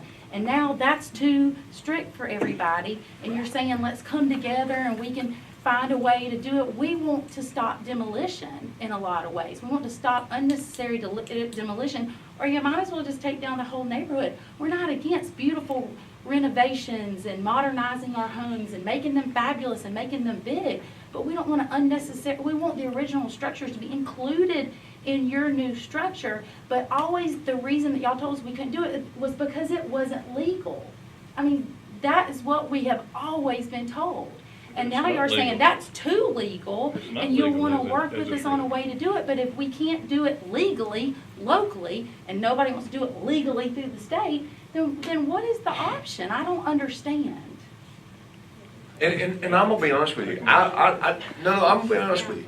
I think that Ms. Dawkins, what she's brought up, that is a fair statement, because it is a frustrating issue. And I was unaware of this until it got brought to my attention. And I was unaware of this local zoning thing until somebody reminded me of it. And that's a fair thing for you to bring that out and ask that question. And it's also fair for you to get a response from your representatives. So since everybody else has had a turn, I'll take mine. I very much appreciate Mr. Garrett's comments and the spirit and the tenor in which they were offered, and that is my personality. I think most of you who know me and have dealt with me, I'm a work it out kind of person. And I want us to that's where I want us to get to. I want us to get to that work it out. But before we get to that work it out, there's some things that need to be said, and they may be unpleasant, but they need to be said, and we need to set that table, okay? I live in the project. Bought my home there. No one made me buy my house, and have lived there for many years now. I knew the rules, or I should have known the rules, when I bought my house. And if I didn't, I don't have anyone to thank but myself. All of us who live in this neighborhood all bought under the same set of rules, okay? Now, we are talking about changing the rules for everyone. We're talking about changing the rules. And we're talking about an issue of basic fairness. And that's where I land on this, is an issue of basic fairness. And that, to me, is extremely important, especially as we exercise that power as a government. We have an awesome amount of power here over your lives.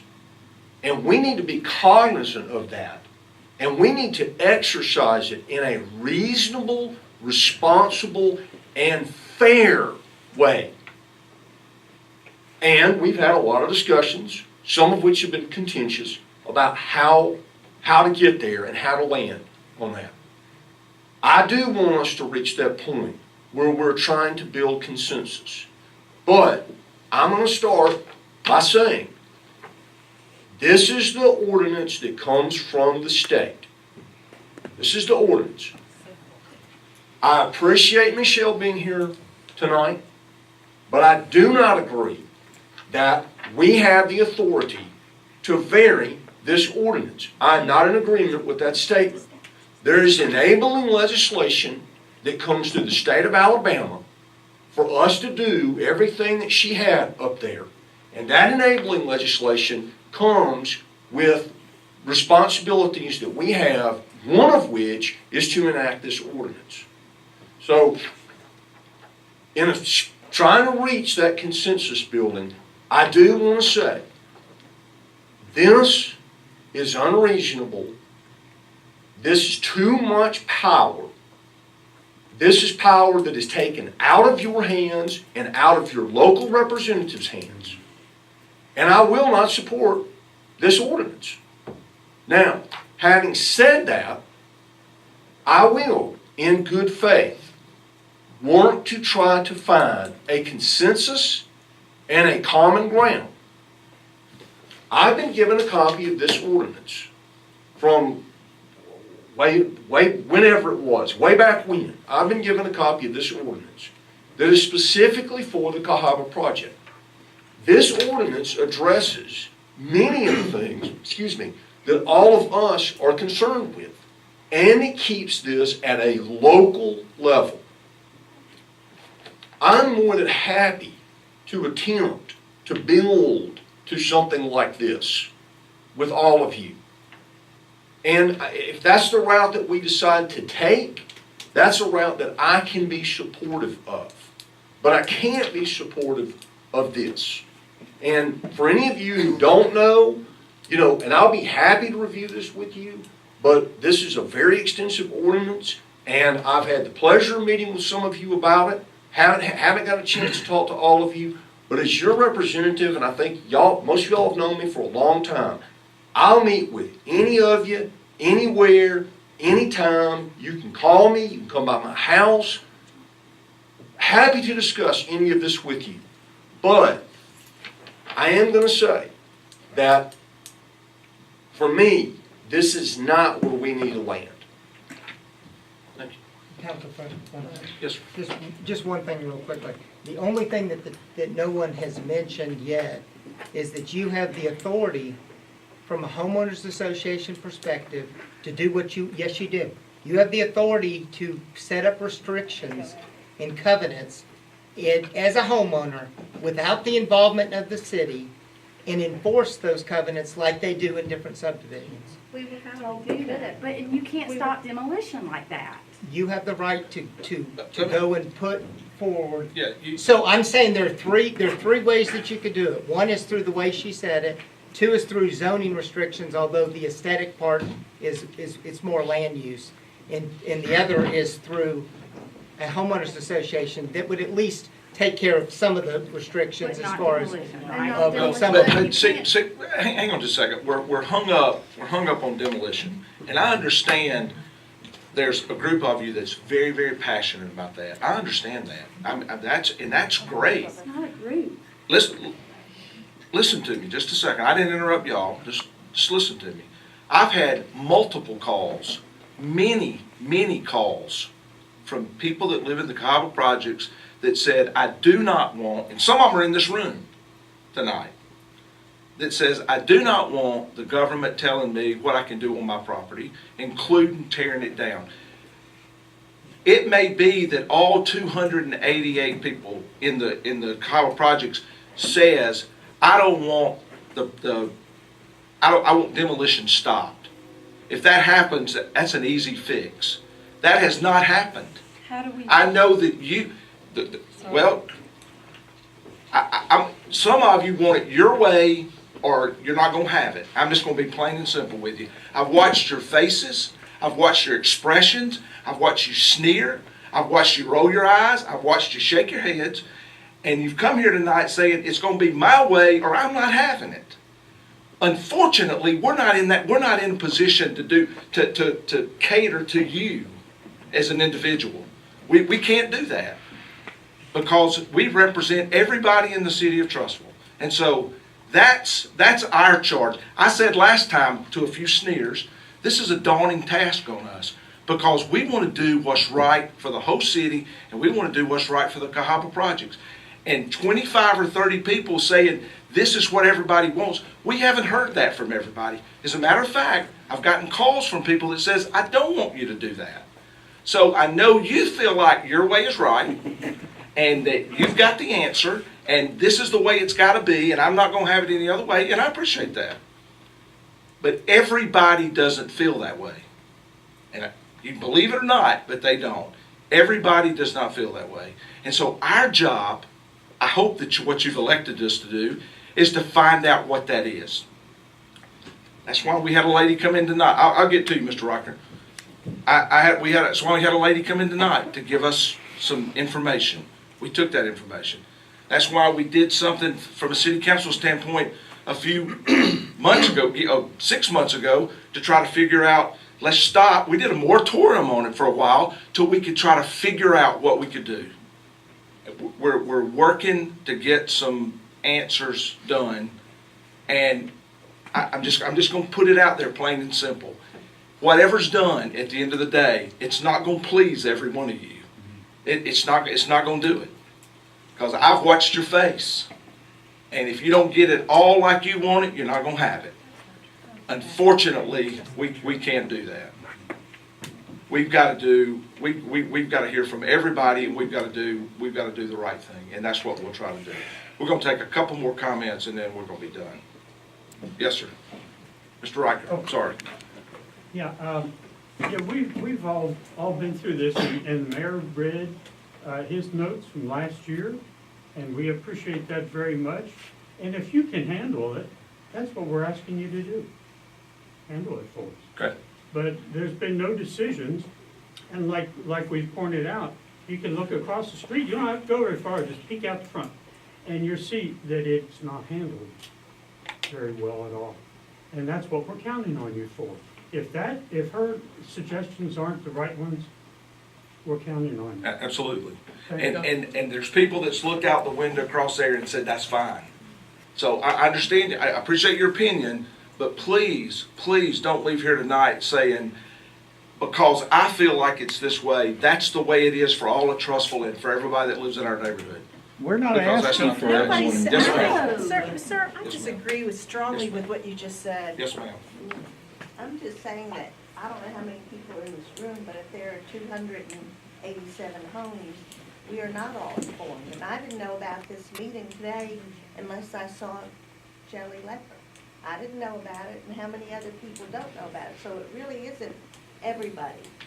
And if the way it's being taken care of right now, it sounds like you go to the city council, and if they, it says it could be demolished, well, then that can be done. But, and there, I thought there was a review board, a design and review board, but then if they're building huge houses, it sounds like right now they can build wherever they want. It doesn't matter. There's no restrictions. So now if it's left up to city council, it's like. That's absolutely incorrect. There is a design review board, and we certainly do make recommendations, and we have asked people to change their designs, and we have stopped them from building some of the things.